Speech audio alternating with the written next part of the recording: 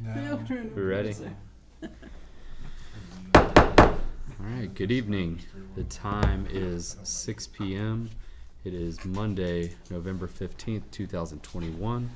This is a regularly scheduled meeting of the Argyle ISD Board of Trustees. At this time, we will determine if a quorum is present.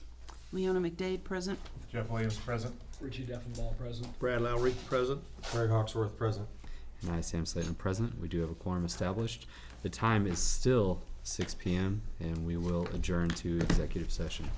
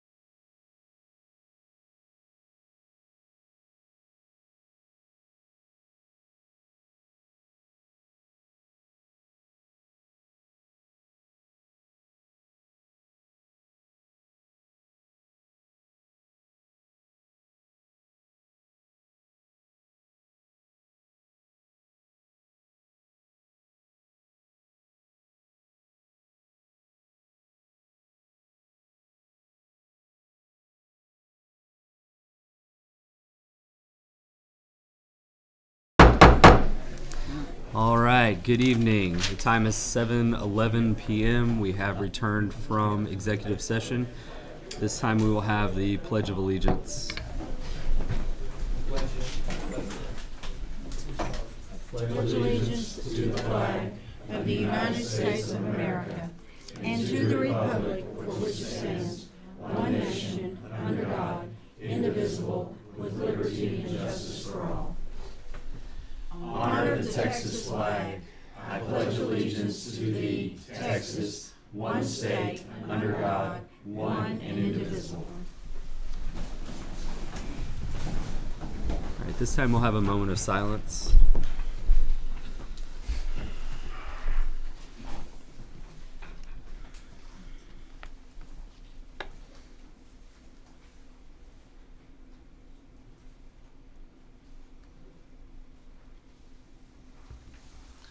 Okay. All right, I will entertain a motion to approve action items as discussed in closed session. So moved. Mr. Hawksworth, motion to approve. Do I have a second? Second. Whoa, three-way tie there. I'm gonna give that to Mr. Williams. Mr. Williams, second. Any further discussion? He's one of the ones that did. Oh, you did? You did? Did you second? I'll give it to Mr. There Deffenbaugh. you go. Mr. Deffenbaugh, second. Weveling. All right, all in favor say aye. Aye. Any opposed? All right, thank you. Okay. We've got some special recognition that we're going to go through. Got a lot of visitors here tonight with a lot of great accomplishments to speak about. Okay, if I could get representatives from the Argyle Eagles Marching Band to come up.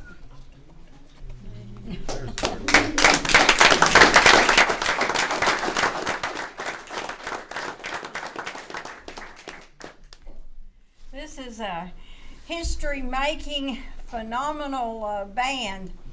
The Argyle, and I'll let Mr. Bird talk about them also, but there are many competitions that the band has to go through before they ever get to state marching, area being the last, and region before that. And an area out of every 5 bands that compete, just one gets to go. There were 26 bands in San Antonio out of 4A, and out of those 26 bands, our band got all ones in the prelims, and then there were 10 of those 26 that got to compete in the finals, and our band got all ones in the finals, which is an unheard of accomplishment. But that made 8 state marching championships for Argyle High School. The first one being back in 2003, and of course the most recent in 2021.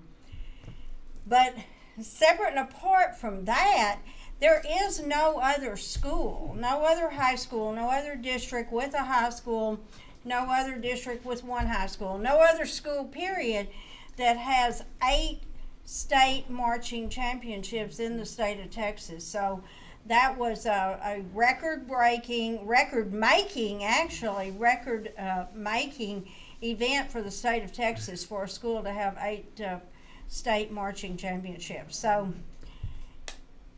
amazing beyond belief what you all accomplished, how hard you worked, your parents, your directors, and I cannot say how impressive you were in long enough words or loud enough words, because amazing beyond belief. Congratulations.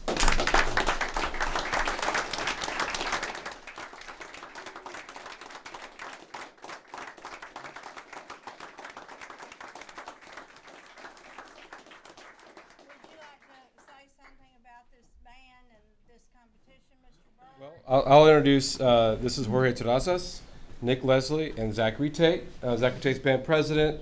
Jorge and Nick are our 2 drum majors for this year, so I want to recognize them. It was an incredible year. I'm very happy that we had a year where we could go and participate in prelims and finals at all the contests we went to, and the kids could experience what a real year feels like in marching band. It was a memorable making year for everyone involved at every contest. We learned a lot about life. We learned a lot about ourselves this year, and the students have taken away not only a championship trophy, but all the skills that went along with it. And thank you for all of your support and the parents, the full community. It really does take an entire village to make this happen. It doesn't happen with just one or two people.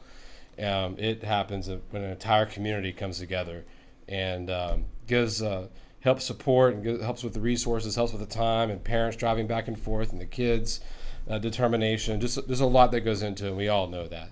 So thank you for what you do, and thank you for being a part of it. I have this certificate I'd like for you guys to come forward and receive.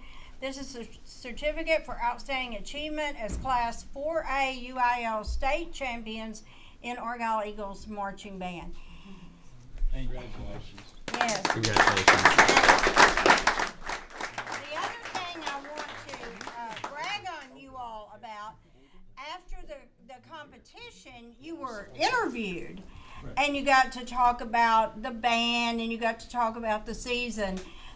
You all were so articulate and so gracious in your comments, and it was just a delight to listen to you. So thank you so much for recognizing the parents and the community and the directors and the other band members and the hard work. So huge congratulations. Thank you. Yep. Thank you. Thank you all.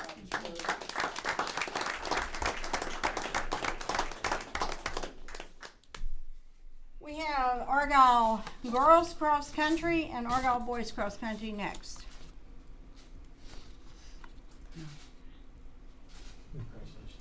Awesome job. Thank you all for being here. Okay.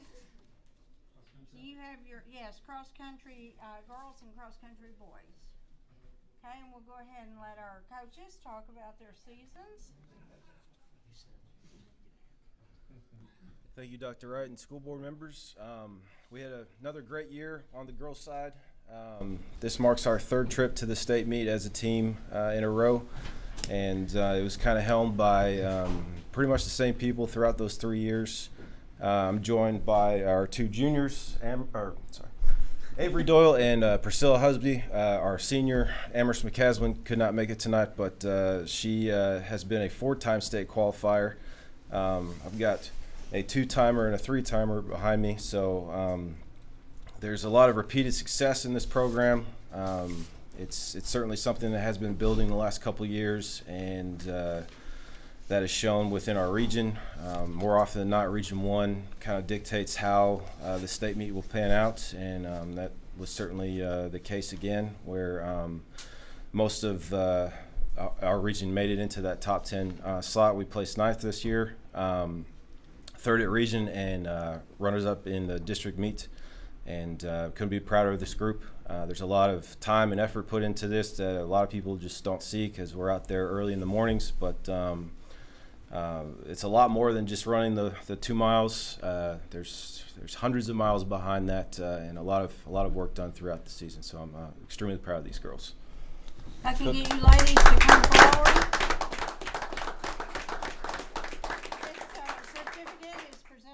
Argyle Girls Cross Country for outstanding achievement at state in Class 4A. Congratulations. I'm very proud of you. And Coach Cook, are you talking on behalf of Coach Carter has Will 3 Carter? little kids at home tonight, so he is Nurse Carter, running back and forth. So he asked me to step in just like we've been doing all year. I'm just the next man up. So we had a phenomenal year. We competed in 4A, 5A, 6A competitions, and our top 7, unlike other sports, our sport is dictated by a stopwatch. So the top 7 runners get to run in the big meet, and we won, how many 6A meets? 3? 4 6A meets, and then our next 7 got to run in the 4A varsity meet, and they won at least 2 of those. So we had a phenomenal year. We won district for the 2nd year in a row, went out to Lubbock and finished 4th behind San Elzario, Big Springs, and Canyon. And if you don't know, Lubbock's 3,000 feet different elevation. So the West Texas teams have a little bit of advantage. And so we brought them back to Round Rock, and we got to compete in state, and we beat Canyon, and we beat Big Springs, and we finished 5 points short of the state championship. So they've had a phenomenal year. Introduce yourself in your class. I'm Tyler and I'm a sophomore. My name's Joseph. I'm a junior. Hayden Little Hills, junior. So we have a lot of them come back. We had a lot of seniors, and they went to state, and they finished second in state for the first time since 2009 that we brought a medal back. So very proud of all our guys, and especially Coach Carter. Certificate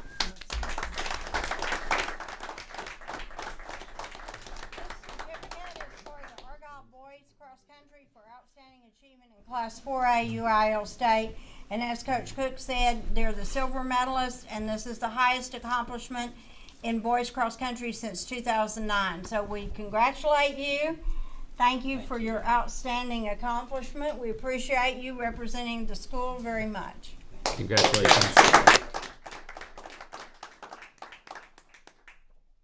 Next, we'll have team tennis.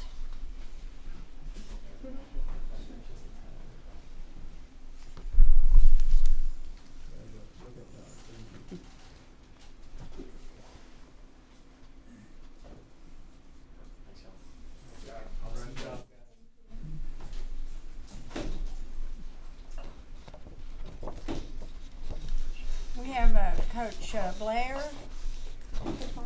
Okay, and Mahawk. First off, I want to say thank you to Dr. Wright and the board, all of our admin, the community, our parents, student athletes. Like he said, it's a community affair to be a part of Argyle. With myself and Coach Mahawk being new, I know we have felt like this is family. And I appreciate the recognition of this hardworking tennis team.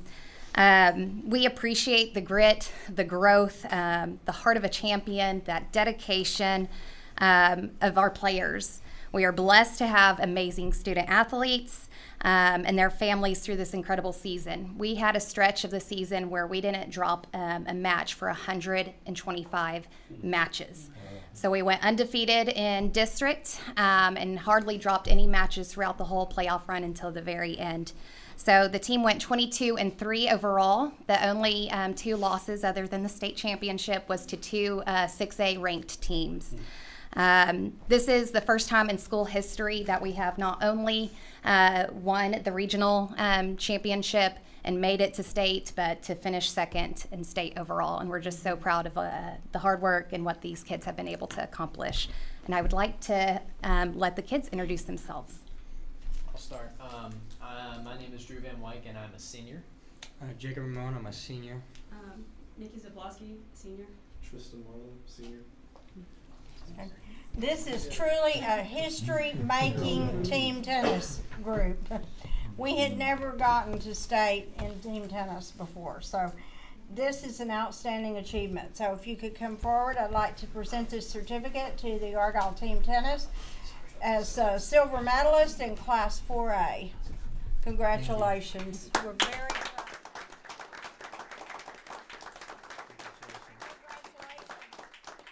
Coaches, congratulations for your hard work with the team. We appreciate you very much. Thank you. Go Eagles.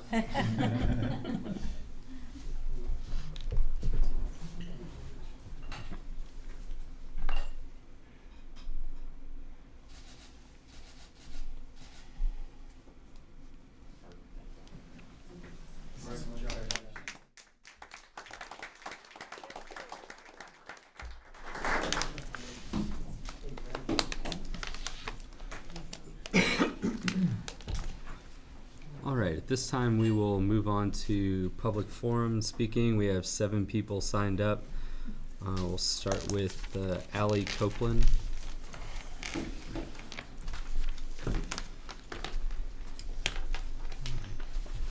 Hi.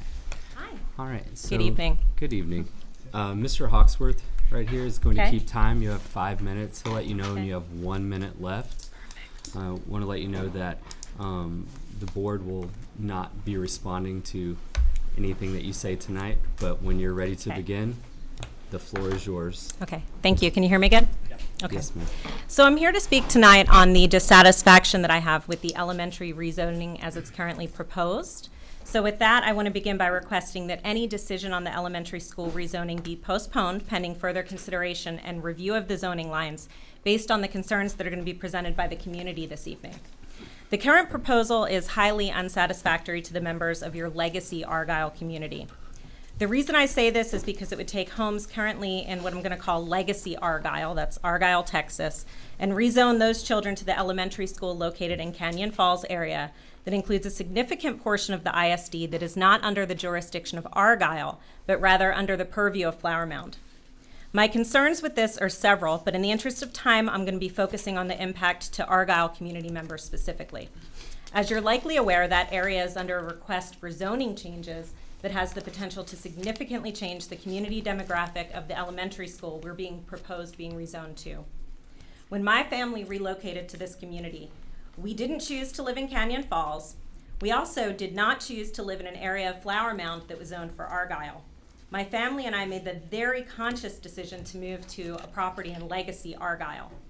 The reason we did this was due to the types of homes and families that contributed to the demographic and community of Argyle. I suspect each of you sitting here moved here for probably the exact same reasons that me and my family did. As such, I'm not interested in being rezoned to an area where I have no voice in the local politics and zoning decisions that will impact the demographics and community surrounding the elementary school in which my elementary-aged child will be zoned. Flower Mound has a history of deviating from their master plan in a way that offers little validation for the impact on the quality of the community and consideration for healthy growth. By zoning us into the area, it devalues my Argyle property and negatively impacts your own constituents.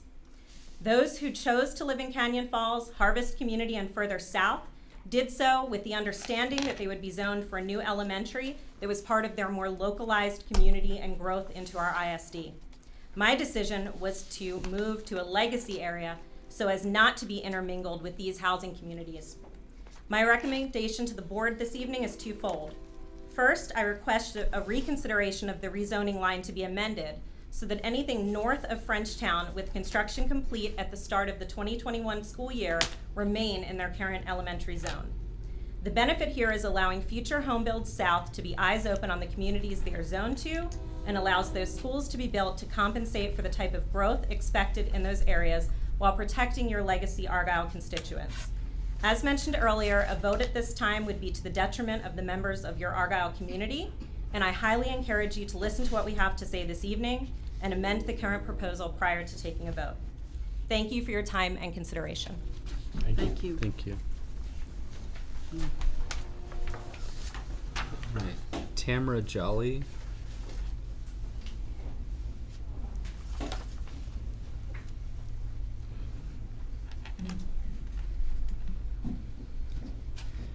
Hello, my name's Tamara Jolly. Hold on one second for me. I've got to go through all the rules with everyone. Okay, So, all right, Mr. Hawksworth here is going to keep your time. all right. You've got 5 minutes to let you know when you have 1 minute left. Okay, Again, the board, due to policy, cannot respond, but whenever you're ready to begin, the floor is yours. yes, sir. Yes, sir. Can you hear me all right? Yes, Okay. ma'am. I'm Tamara Jolly. I live in Canyon Falls. I'm speaking to you about the Flower Mound proposal, and I know that this isn't your decision of the building of the warehouses next, adjacent to Canyon Falls and across from Trailwood and backing right up to your school, high school. This project has 8 warehouses, as I'm sure you all know. The developers are reporting 2,000 to 3,000 to I've heard 5,000 trucks that will be going through our area a day and then back out again towards 35. We've started a petition against that, and we have 16,000 plus signatures on that, and that would almost include everyone in Canyon Falls. And Trailwood has a very small Facebook page, so we haven't reached as many as those people, I don't think. But we're looking at this as a real eyesore to our community. You know, we have beautiful homes, beautiful schools, and it's just an eyesore. I am asking the board to oppose this and recommend to the Planning and Zoning Committee of Flower Mound and to the council and stand up with us to say no to the warehouses. Reasons for the opposition: noise pollution, of course. You know, it's really quiet out here. We really like it quiet. Light pollution, which we're going to be able to see the tops of the warehouse. They said from almost all the Canyon Falls. They're 60 feet high. Damage to roads. From what I've read, an 18-wheeler is equivalent to 9,600 cars driving over a road. They generally weigh 80,000 pounds compared to a 4,000 pound car. Traffic problems, which we know are already a nightmare on Cross Timbers Road. We need stoplights.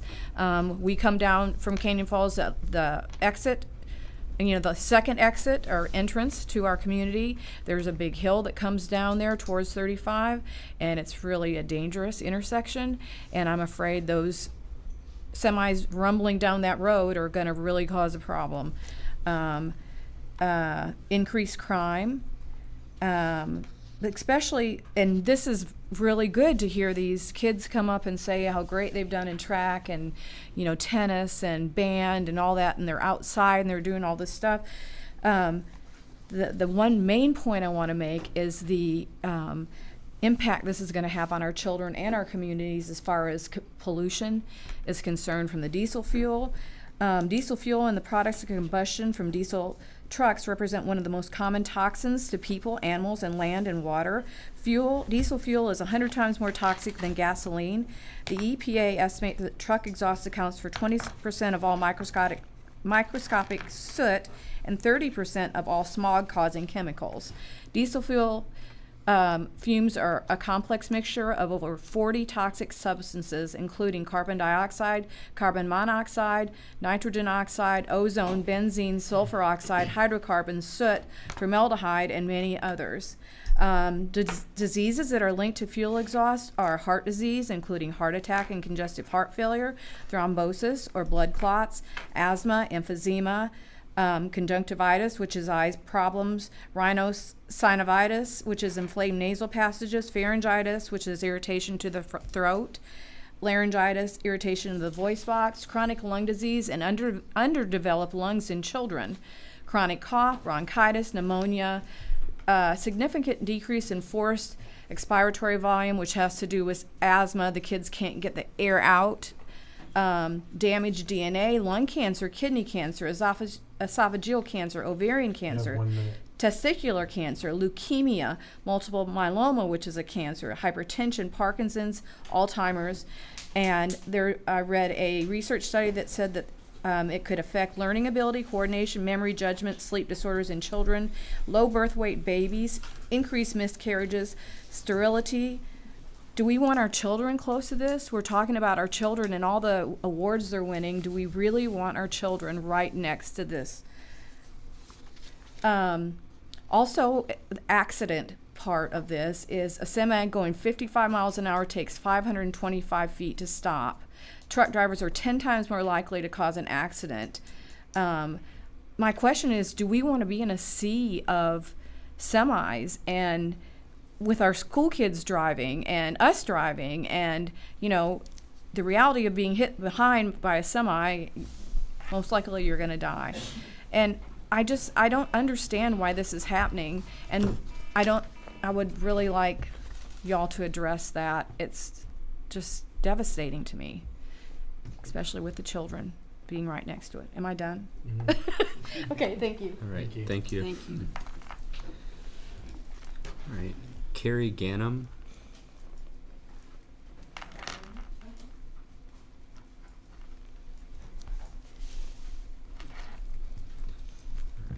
Good evening. Good evening. Again, Mr. Hawksworth's keeping time. You have 5 minutes. He'll let you know you have 1 minute left, and the board cannot respond to any of your comments. The floor is yours whenever you're ready. Okay. Good evening. I am also here to ask the board to reconsider the zoning for the school changes. I'm a local mom. I have a first and third grader at Hilltop Elementary School, and I can tell you that when we found out this afternoon around 4 p.m. that we were being rezoned, there was a collective gasp amongst the Hilltop community. I'm on the PTA there. I know our Hilltop PTA president is sitting back there. She didn't get here in time to sign up. We had no idea. We're completely blindsided, and we're kind of reeling from it. So I found out at 4. I was here at 5:50 to make sure I could speak today, and I'm genuinely upset. I live in the Oaks of Argyle, which is right next to the middle school, where I also happen to work. My kids started in this district 1 year ago, coming off a tumultuous year with COVID shutdowns, a big move for us. We made a conscious decision to move to a smaller district, to an established school where we could put down roots and really dig in, and we have. I joined the PTA. My kids dove headfirst into all the activities and all the sports to make their friends. And when I say that, I mean, I really mean it. We are on 2 baseball teams, 2 basketball teams, a soccer team, flag football, and it is all directly tied to the school. And we are going to miss all of those connections and all of those friendships. The thought of pulling out of the Hilltop community at this point and starting over again is very upsetting to us, and I know I'm not alone in that. The comments made by Ms. Copeland before, I fully support. I completely agree with all of that. I don't want to repeat it all, but I can't stress enough how much that resonated with me. In terms of the logistics, I currently live 2.3 miles from Hilltop Elementary School. The new elementary school is going to be 4.5 miles away. That might not seem like a dramatic difference, but it's going to be profound. The 2.3 mile commute that my kids currently take to Hilltop is under 7 minutes, door to door. Should the zoning change occur, the students that are east of 377 are probably going to face about a 40-minute commute, and I am not exaggerating. I called my neighbor this afternoon who was picking up his son from the high school. He picked up his son at 4:06 p.m. When I was on the phone with him at 4:30, he was in standstill traffic on 377, and he had made it all of 1.5 miles and was sitting in front of Liberty Christian School waiting to go down 377. Anyone that has had to drive on 377 between 7 and 9 a.m. or 3 and 5 p.m. knows that it's a nightmare. To have to go down that congested stretch of 377 over the train tracks, past the only high school our town has, it is terrible. The traffic and congestion right there is already bad. And now you're going to take a large population of this district's elementary school and have them, instead of going right next door, travel all the way through that and add to the congestion. And we haven't even gotten to the fact that 377 is about to be tore up, and we are going to face all of those improvements and all of the additional traffic. Argyle was not built to have so much of its population that lives east of the train tracks traveling over them twice a day, every day. We're already living with those issues from having the high school put in on that side of town, and this is going to add to it enormously. My second grader is going to have a 40-minute commute to school each day, and that is going to upend our day-to-day. There's additional communities that are still zoned for, intended to be zoned for Hilltop that leave me scratching my head. The Ridge is over off I-35, which would have direct access to either Argyle West or the new school.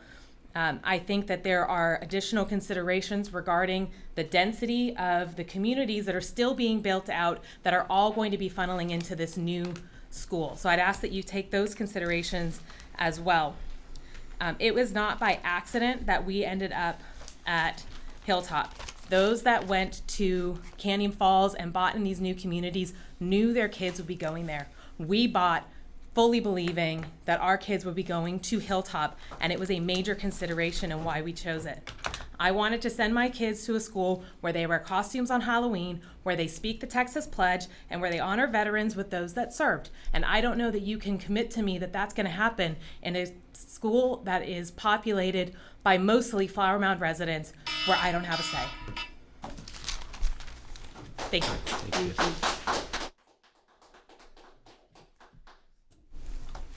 Okay. Clarence Davis.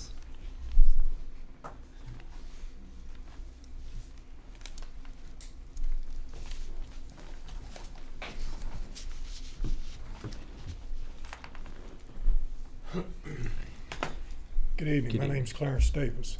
Mr. Davis. Mr. Hawksworth's going to keep time for you. You have 5 minutes. He'll let you know when you have 1 minute left. The board won't make any responses or comments to what you're sharing with us tonight. When you're ready to begin, go ahead. I could reiterate what my neighbors have said already about the congestion in Canyon Falls and that surrounding area. Gentlemen, it's only going to get much worse because you can look at it, just our neighborhoods and the building that's going on there. My main concern is safety for the kids, because if that warehouse district does go in, Canyon Falls is going to be inundated. In other words, you're going to have multiple truck traffic by the high school, and it's going to go up Denton Creek that you've already got on the planning board to go to 35, which goes right by the new elementary. There's enough truck traffic there already just from construction. Imagine what it's going to be like when you add several hundred.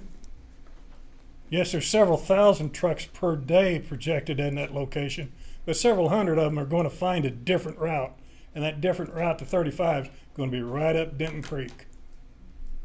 Do you really think that it's going to be safe for the kids in those neighborhoods, the ones coming out of high school, or the ones at that elementary school? That's what I'm saying. Give it some thought. They're your kids as well. They're my grandkids. So give it thought. Thank you. Thank you.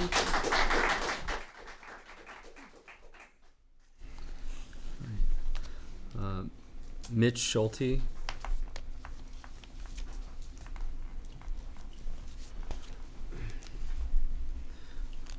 All right. Mr. Hawksworth will keep time. You have 5 minutes. He'll let you know when there's 1 minute left. The board will not make any comments on what you're sharing with us. The floor is yours when you're ready to begin. Great. Good evening. Thank you for the time. My name is Mitch Schulte. I've been an Argyle resident for 5 years. My wife and I have 3 young kids. One attends Hilltop, and with another planning to attend next year. We have, I want to make it super clear at the very beginning, we've loved every minute in Argyle and have many of you to thank for the outstanding academic experience that our oldest has been privileged to take part of at Hilltop this year and the prior year. And my ask of you tonight is to reconsider the zoning changes that are planned for the elementary schools for the 2022-2023 school year. A clear exception has been made for the Shadowwood neighborhood off of just south of Harpole. My neighborhood, which is the Oaks of Argyle, is a stone's throw away from Shadowwood, right? And actually our backyard backs up to Shadowwood, so it's right there. Shadowwood is the only neighborhood south of Harpole that is zoned for Hilltop. And so my ask is that you take that exception and you extend it to the Oaks of Argyle, and you make a very clear, distinct line of 407. I think right now it's a bit shady the way that it's routed, and I think a clear, distinct line of 407 or Frenchtown, as Ms. Copeland has clearly communicated before me, would be acceptable. I'm asking for you to take this into consideration for the same reasons you made the exception for Shadowwood, at least what I'm assuming those reasons were, right? And Ms. Ganem made a very clear point, and I'm going to reiterate a couple points that she made. I'm assuming that those are minimizing congestion impact on 377 moving south. I'm assuming one of those is lessening the commute burden on Eagle parents and bus riding students. And I'm also assuming that you are all doing your absolute best to keep students where they've been, right? Everybody, these kids have made friends, they've made a home at these elementary schools. I'm assuming that was taken in consideration when you made the exception for Shadowwood. So I get it. I know that this is not an easy thing to do. You guys are dealing with numbers and schools and adding a new school, and people are going to be upset either way, right? But I think that this is a very small change that you can make to the proposal that will make a very big difference. So that's all I have. Thank you. Thank you.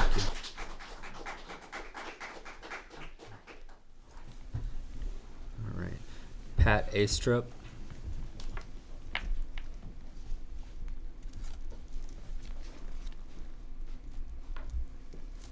All right. Mr. Hawksworth's keeping time for you. You'll have 5 minutes to let you know when you have 1 minute left. The board cannot make any comments on what you're about to share with us. And whenever you're ready to begin, the floor is yours. Okay, thank you. Thank you all for your time tonight. I'm here to discuss the warehouse addition that is being proposed for the flower mound backing up to Canyon Falls. I would just respectfully request that the board actually rethink any kind of support that they have for this project. My concern is I don't have children in the district, I have grandchildren. And my concern is that with the proposal that has been given out, you've already been given some of the statistics from the other people, and I won't reiterate those. However, Denton Creek actually runs right now at dead ends, and it runs right behind the high school, right behind your athletic fields, right past your new administration building. That is going to be opened up into this warehouse area.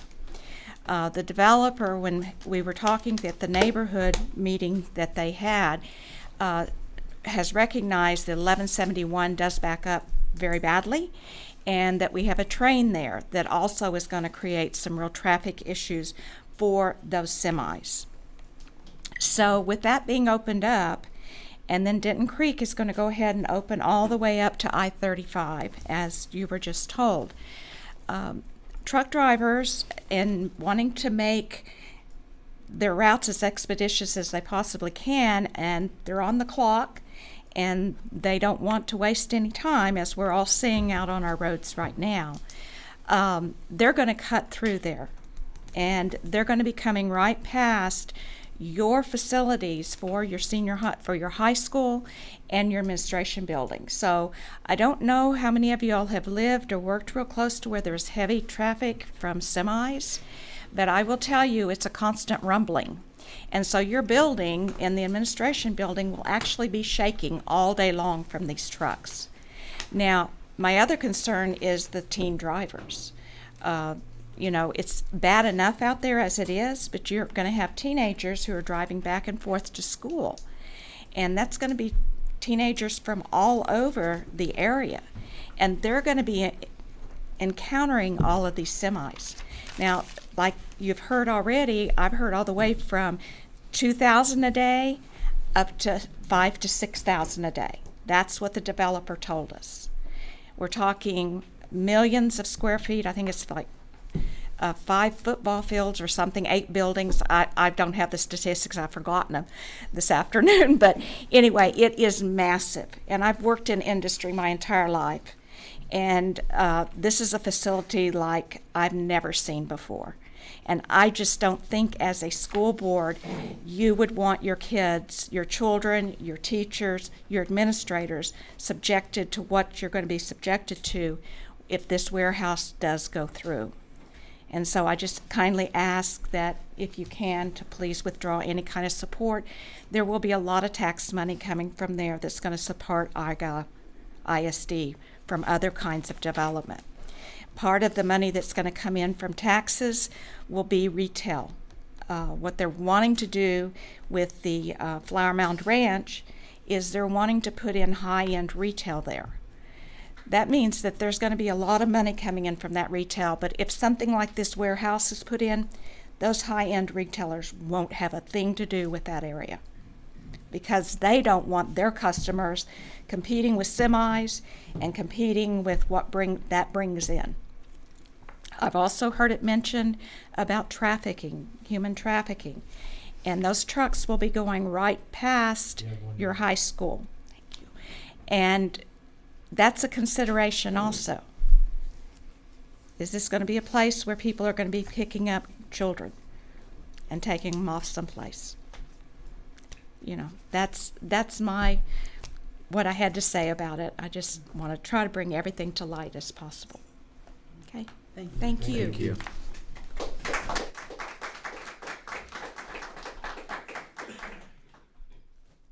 Okay.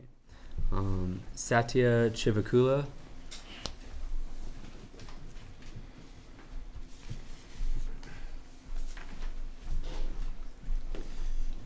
All right. Hi, I apologize if I mispronounced the No, name. you're good. Excellent. Perfect. Mr. Hawksworth here is keeping time. You have 5 minutes. When you have 1 minute left, he'll let you know. And again, the board cannot comment on anything that you're going to share with us. Whenever you're ready to begin, the floor is yours. Thank you. Thanks for your time, first of all. I am Satya. I recently moved here, and I'm here to request any support you had for the warehouse project to be withdrawn. In addition to all the concerns that most of my neighbors and nearby people who live in Argyle spoke to, I have a couple of more things to add. One of the important things is Texas Transportation Institute has some recommendations where it clearly says they cannot have the warehouses near railroad crossings or residential area or where the schools are. And these trucks going right behind the high school fields, in addition to all the concerns raised by everybody, I wanted to call out, I live right across the high school and I see the traffic already every day. I cannot imagine 5,000 more vehicles per day driving around there. Just gonna create more nightmares for people to live or have kids to go out to walk to the school even. And again, wanted to reiterate the fact that the institute, Texas Institute of Transportation recommends that there's no warehouses to be built nearby. And the other biggest concern is there are a lot of nurses that are around the area who had treated a lot of people coming and working from the nearby places where the warehouses are built, and how much they're exposed to all the different kinds of cancer diseases and everything. So I just I'm here to request your support to withdraw any support you already had for this warehouse project, and that'll help not only the kids but for every one of us living around here, and also for the traffic. That's all I have to say. Thank you. All right. Thank you.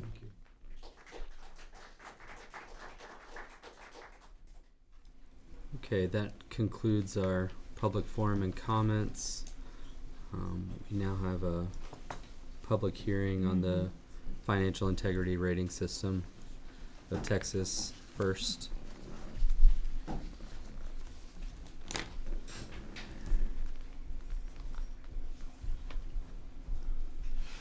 Jeff, I know it's loud, but could you lower the air, please?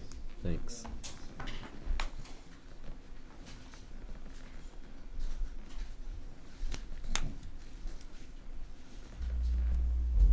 You're gonna need Ms. Stewart to speak as loudly as possible.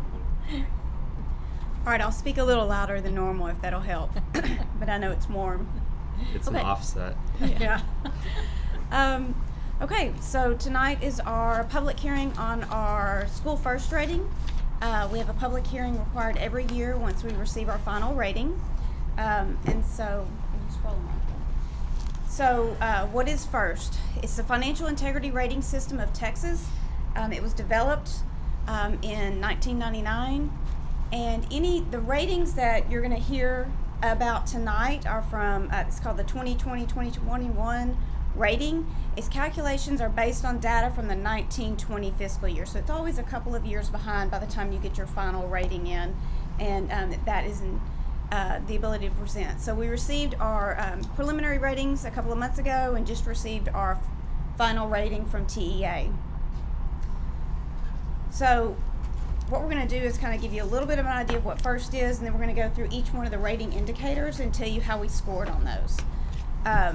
So the goal of the School First is just to achieve quality performance in the management system of school districts.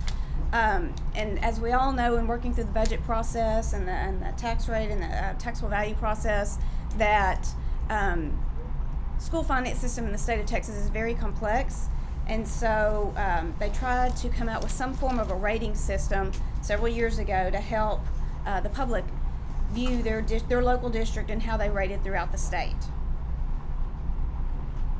All right, so there's 4 categories. You can be superior achievement, above standard, standard, or substandard. And there are 20 indicators. Some of these are new this year with the rating system. They revamp it every so few years. I believe last year we had 15 indicators. So if there was a rating on this indicator last year, that's what you see in parentheses. And some of these are worded a little differently in just how they're wanting it to say either pass, fail, or yes or no. So this first one is basically we have our annual financial report turned in time? Did we have our annual audit? Was it accepted and presented to the school board? And was it turned into TEA within the guidelines that the state has set forth? And as you know, we always have our audit report at our December board meeting. Our financial year is September through August. Work on the audit for September and October and November, and then it's presented to you in December, which is well within the time frame because ours is a January 28th deadline. Once that's presented to the board, then we turn around and turn that into the state in early January. So we passed that one. They also want to know, did we have an unmodified opinion on our audit? And we have for years. Were we in compliance with payments of all debt agreements at the end of the fiscal year? And again, we've had a yes on that every year. And then they want to make sure that we're paying any of the taxes that we owe in a timely manner. Do we pay to the teacher retirement system, Texas Workforce, IRS, and any other governmental agency? Are we making those timely payments? And again, we meet that criteria every year. Now this one is new this year. It's looking at our fund balance, wanting to know about an average change in fund balance over 3 years, wanting to know that it's less than a 25% decrease, making sure that we're not spending more of our fund balance than what we have, and wanting to see if any unassigned fund balance exceeds 75 days in operational expenditures. This is just a pass-fail. There's not any type of calculation as far as, you get so many points or 10 points, 9 points, whatever. It's just a pass-fail, and we passed. Then they want to know our number of days of cash on hand, and that's 10 points. Some of these actually have different point indicators, and we'll go over that if we get to them. But these on this page are 10. We received 10 points last year. Looking at the current assets to current liability ratio, is it enough to cover short-term debt? Again, we received 10 points on that. Look at our general fund revenues equal or exceed expenditures, and if not, was our days of cash on hand greater than or equal to 60 days? Again, we've received 10 points on that for last year and this year. This next one is new. Did the school district average less than a 10% variance when comparing budgeted revenues to actual revenues for the last 3 fiscal years? So the state looks at our budgeted revenue, not our beginning budget. They look at our budget on our PEEM snapshot date, so as of the last Friday in October. So if you have an early budget amendment, that affects what they're looking at for what they're showing as the budgeted revenue. And this is new, and what several districts, us included, are really having to look at. Was there a factor throughout the year? In our deal, if you look at last year, we had a pretty large insurance claim on storm damage in the winter storm of 2021. That changed our budget. Our budget in October did not include any of that. We had a couple $1 million worth of damage that was brought in February, March, and April when we got the information in. So some of these can be out of our hands, but the goal is that you're starting your year and you're ending your year within a 10% range of that we're actually making those estimates, and that we're seeing those estimates come to fruition. But it is a 3-year average. So that's new, and that's one that we're going to really have to pay attention to.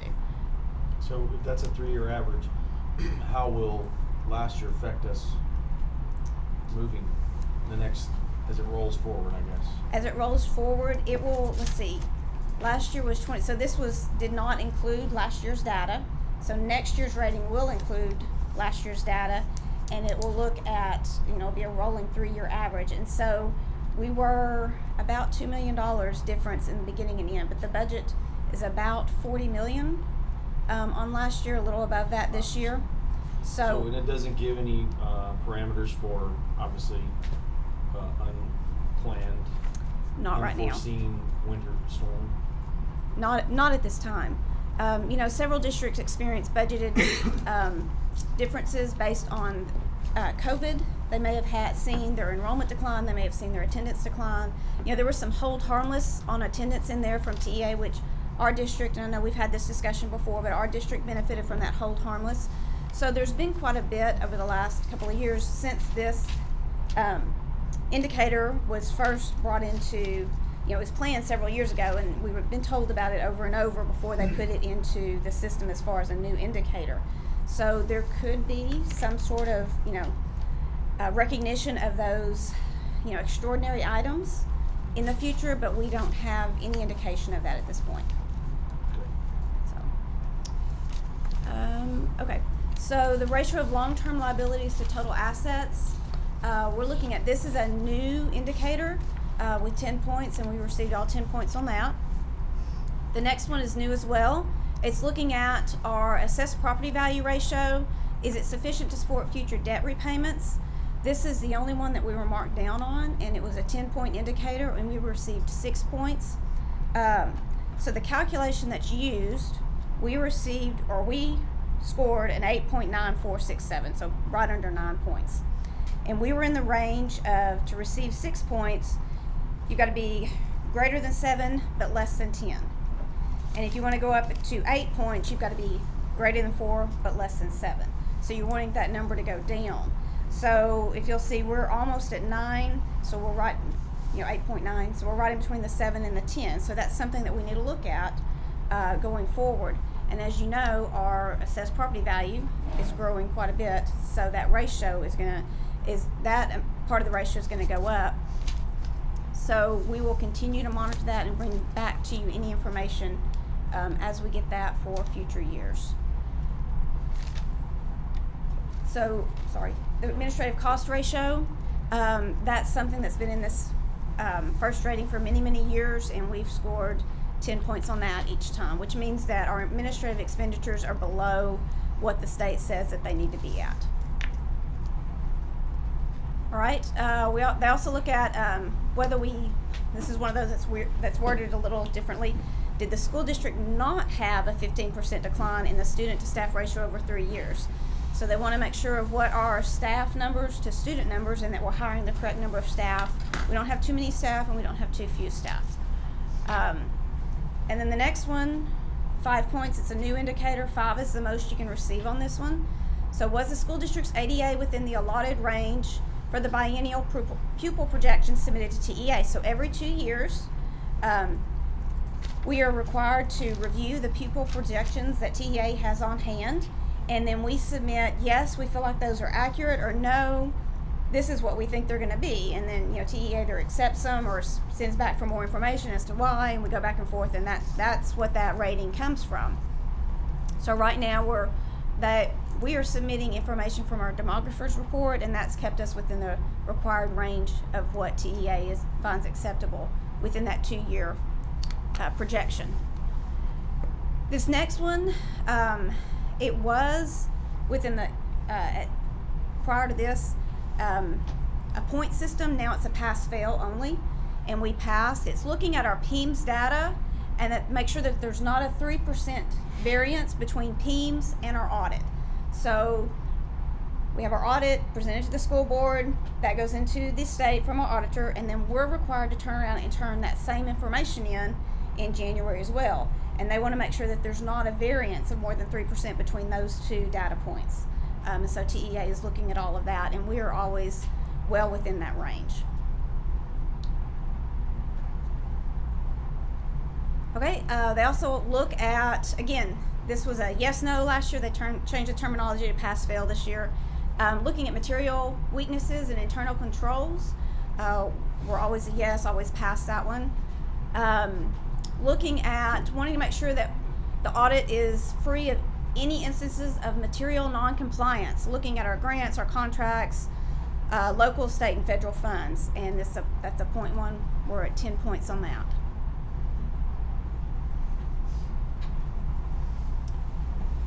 Okay, then there's required information that we have to have financially on our website.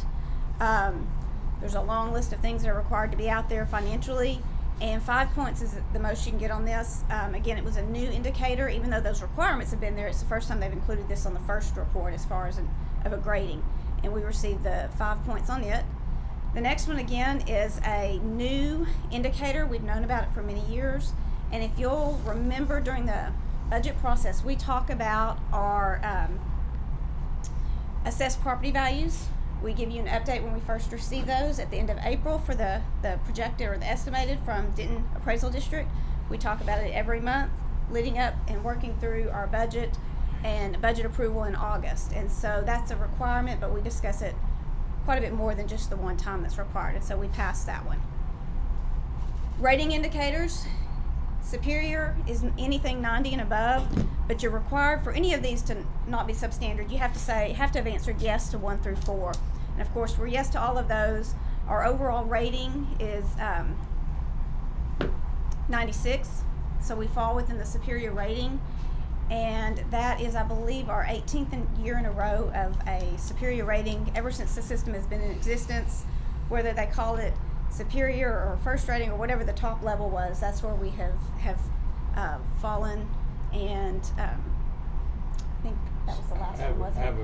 That's what I want to see. Yeah, so that one. I know that I tried to allude to this during the dedication or the ribbon cutting of the high school, and I couldn't remember how many years in a row. So 18 years in a row of superior or whatever the top level was called. Correct. At that time. So I know you guys have been here for 18 years, but I have not. Dr. Wright has, and some of you have been in the community or involved with the board, and y'all know that comes from your leadership and from Dr. Wright's leadership and building a great school district. So, any questions? It's also due to you. Yeah. Thank you. It's also due to you and your team, so thank you very much. You're welcome. Thank you, Liz. Thank y'all. Thank you, Liz. Rich and Leslie, they're the Yeah. non-chairs first. Okay, we're gonna skip down to Leslie Shannon and Rich McDowell, our bond planning committee co-chairs.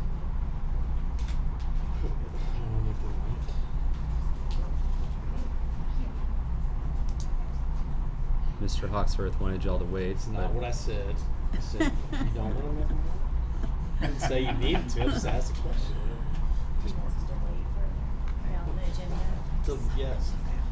Well, good evening. I'm Leslie Shannon. Rich McDowell. And we are the co-chairs of the Bond and Growth Planning Committee. We are both parents here in Argyle, and we are pleased to give you guys a quick report of what we've been doing so far. There we go.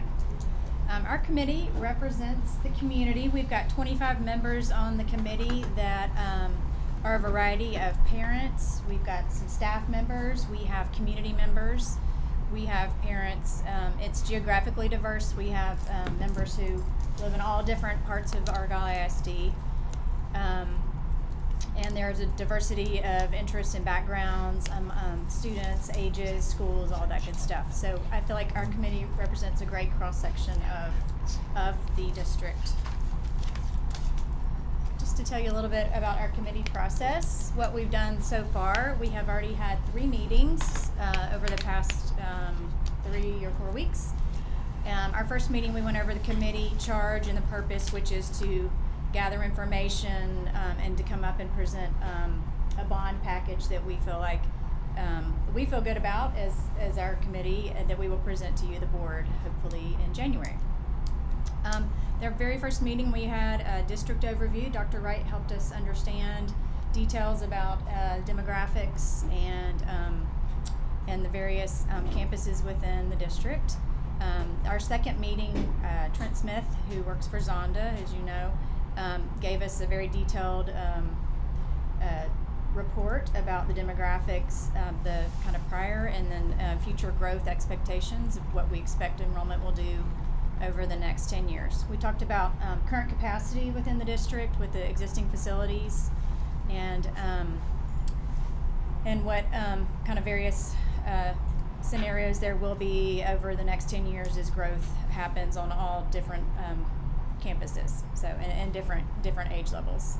And then this past week, the committee had a campus tour where they went around to all the campuses and toured, got to meet those places. So our goals as a committee are to develop a recommendation, as I mentioned, that will address the growth and facility needs of Argyle AISD to prepare us for success in the future. Another goal that we came up with, or that we decided on, was that as a committee, what our consensus number would be. And it was something we discussed. We got a lot of feedback on this, and it was almost unanimous that we came up with an idea of having roughly 20 of our 25 members, or about 75% consensus, is what we feel like we would feel good about presenting to you, the board. So the bond package we present to you will be approved or agreed upon by at least 75% of the committee. Looking ahead, in our coming meetings, we're going to study potential bond projects, growth among the schools, specifically new schools and classrooms for student growth, as well as particular programs and extracurricular needs that would need to be addressed by a bond.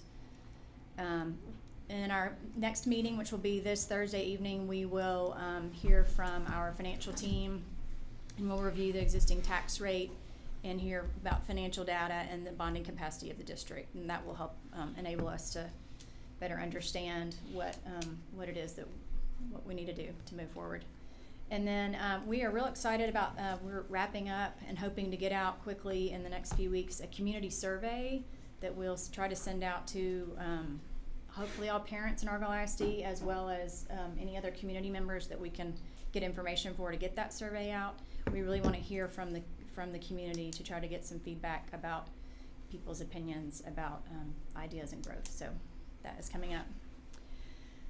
So this chart, I think most of you are probably familiar with this, but this comes from Zonda, who was our demographer.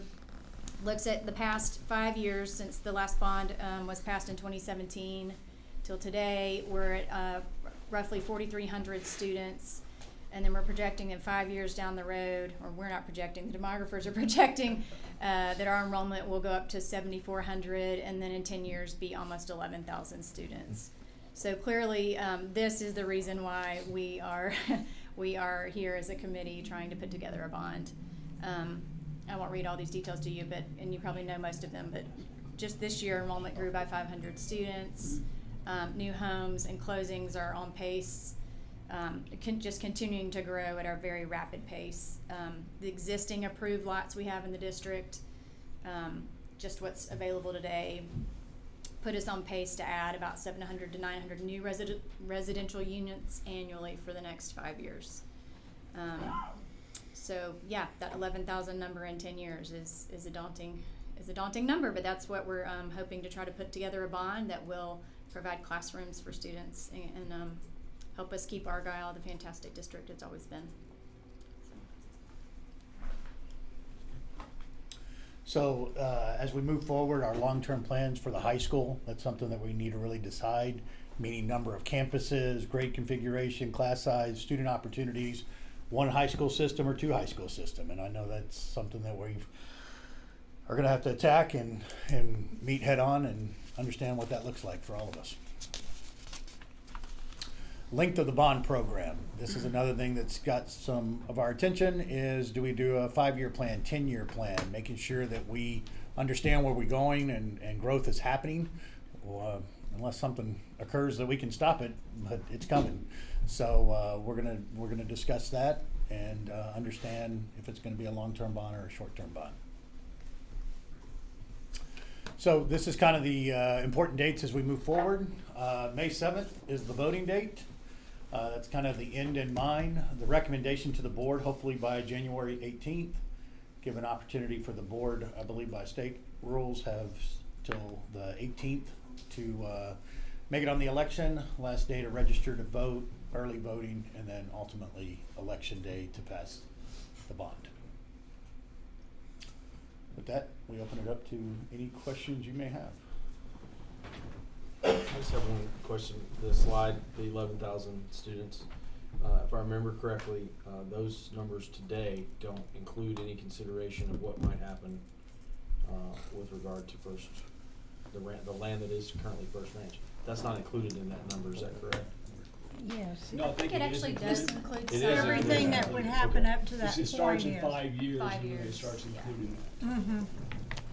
But it's a small piece of the growth. The I majority. just wanted to make sure I clarified between.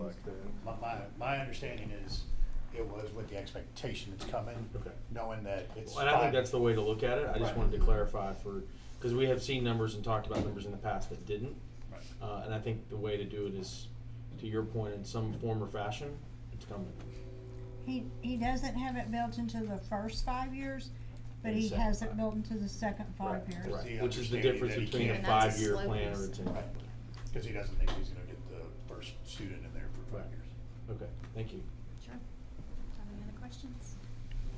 Just really appreciate y'all Yeah. volunteering your time. Thank y'all so much. And the committee itself for all the hours that have gone into it already to help ensure that we have a good bond proposal here in January. So just thank you a lot for that. I'd like to express appreciation to Leslie and to Rich for their extraordinarily good leadership on this committee. Thank you so much for your willingness to serve. Thank you.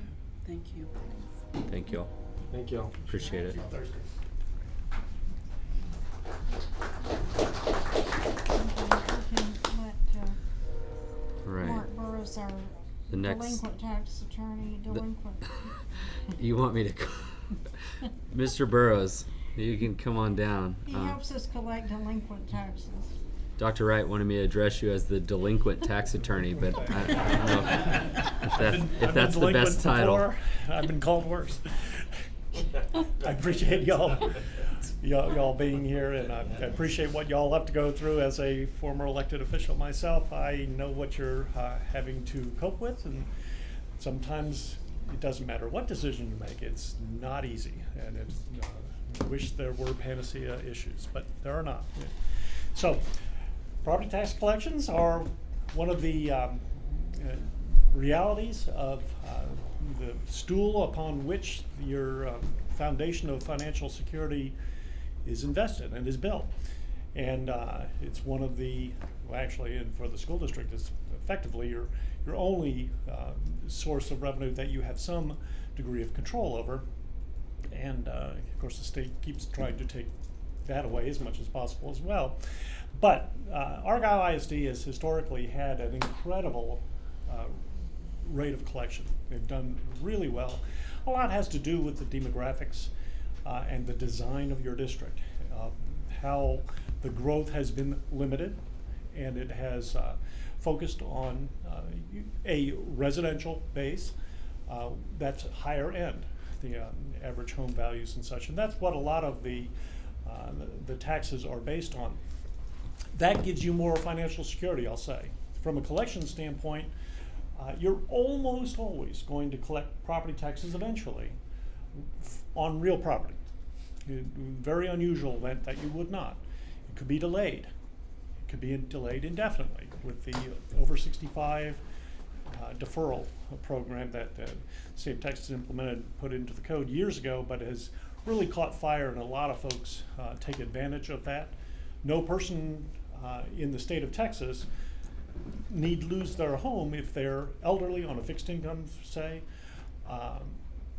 They need not lose their home. All they have to do is apply for a deferral. They will be granted it on their homestead. And that will indefinitely postpone the collection of taxes. A growing percentage of y'all's taxes in pretty much every taxing entity that has a substantial number of residential folks as the tax base have seen the same thing. That is just a growing number of folks take advantage of the deferral. It reduces also the interest that gets accumulated. There's no penalty that accumulates on a deferral, but the taxes do not go away, they accumulate. And so that's the downside is for a property owner is that at some point the pauper must be paid. Piper. Does that happen when the property is sold? Yes, sold, transferred, conveyed in any way. So that triggers the opening back up of that floodgate. We've already experienced one, thank heaven, it's only been once, where a person who inherited a property that was under the 65 deferral, in fact, it was the oldest deferral I've ever seen in this county.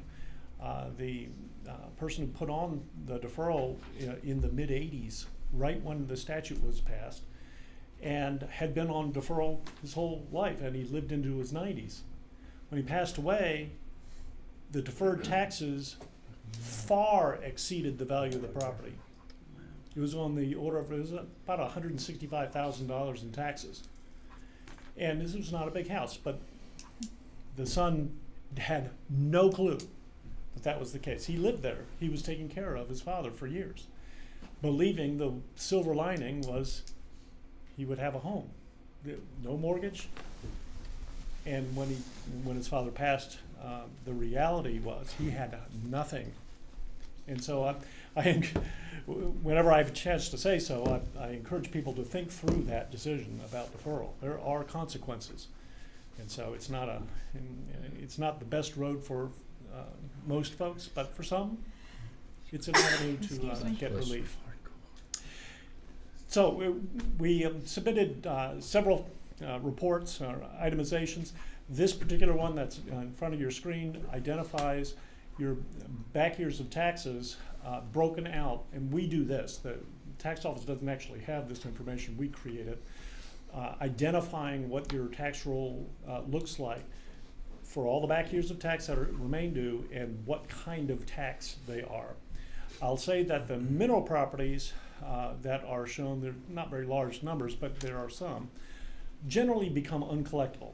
If the well is capped and the entity that was doing the production is gone, there is nothing to collect from. There is no revenue stream and they go away. Unfortunately, minerals are classified as real property and they must remain on the roll for 20 years. So you have some false information basically that looks like a receivable, it's really not.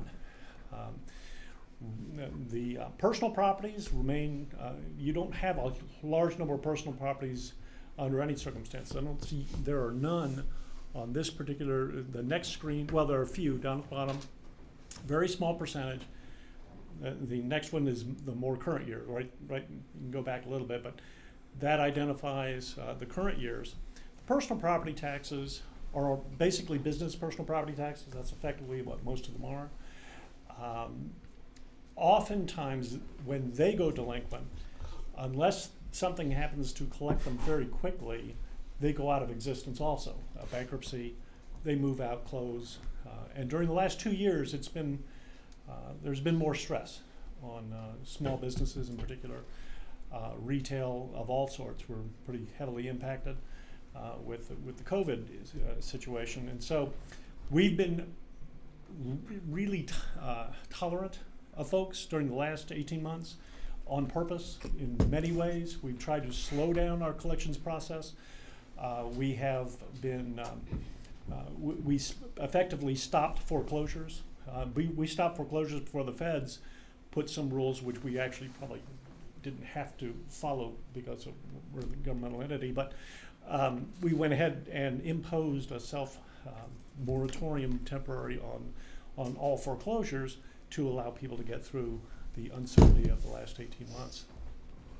But we've come through it pretty well, and we've taken all of those restrictions of our processes off in the last couple of months and started back up normal procedures. Now, we also are keeping a very open mind when we get feedback saying that we're still trying to recover because. So we listen to the story that most of these accounts, if we actually communicate with anybody, there's a story. There's a story about some difficult situation, some unexpected situation, something has happened. We listen to those, we work with folks, and we try to give them the respect that we think people are entitled to. And a lot of people want to be heard. They want people to know that you care enough to listen to them and to answer their questions. And so we try very hard to do that so that it minimizes adverse feedback that might come your way, because these folks, these are taxpayers. The school district depends on these folks. So it's important for bond committees. You don't want a groundswell of negativity. So from a public opinion standpoint, we understand our role. We are a frontline folk in a difficult profession representing the school district. And we take that very seriously. So we also try to keep in touch with Liz and Dr. Wright, and from time to time they have questions and issues that they bring forward, which I'm very happy to answer and to get into the weeds on. And I want you to know that also, that we feel an important part of our job, because we're local, we're able to drop in on you when and if you need us for information, comment, and really anything related to the property tax world, we touch base on. I myself have testified before the legislature a couple of times on tax issues. It's been a interesting time about property tax and property taxation. It's been very difficult, and a lot of battles to fight. But yeah, I've been doing it since I graduated from UT School of Law in 1982 and started in 1983 doing property tax work. So I have a lot of background in it. So next couple of forms are, you scroll up, are breakdowns of your tax roll. Each of these are breakdowns of what the status of collections are. Oh, it's on the sideways there, but identifies what the of each step of our process, and we break it into several steps. And that's there for your information and for any questions that might come up. Those last forms that just scroll through are from the county. Those are produced by the Denton County Tax Office and produced for all of the taxing entities. And it's basically where we find out when things are collected. We get routine reports from the tax office, but we don't collect any taxes in our office ourselves. It all goes through the Denton County Tax Office. So they are the ones who report to us.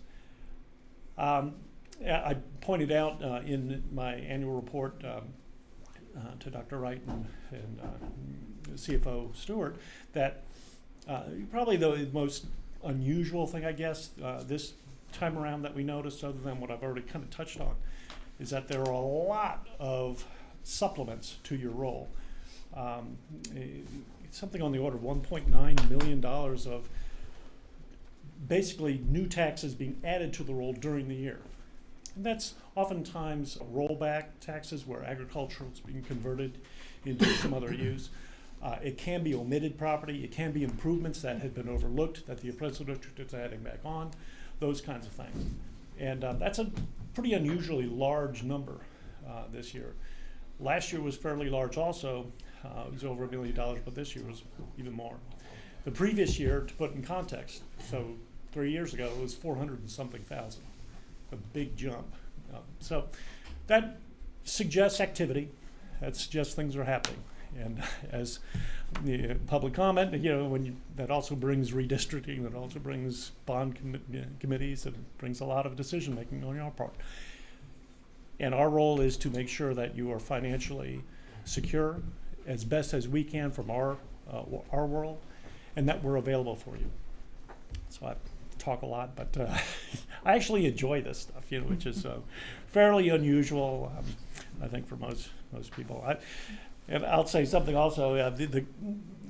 It makes you proud when you listen to the students getting achievements and the district getting awards and recognized statewide, and really does your heart good. But it's the district survives on the decision making in this room, and on the more mundane things such as Liz Stewart's report, identifying the financial security that has been created. You don't get those awards and such unless you're doing that. And those building blocks are critical. You can't just assume they'll happen. or happen right. They can happen wrong. You can have, in our world, you can have brutality where taxpayers get frustrated because they can't talk to a lawyer, they can't talk to people who are actually doing anything. You're talking to a low-level staff. That doesn't happen in our office. So, stand ready for any questions you might have.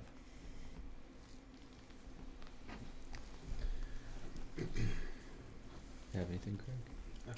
I can throw on that I was a 2-letter man myself in high school. There you go. Nice. Band and math.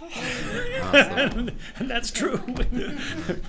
Well, thank you, Mr. Thank you. Burrows, for your Thank time. you. I appreciate I it. appreciate your time, and thank you for Yes. moving up in the agenda.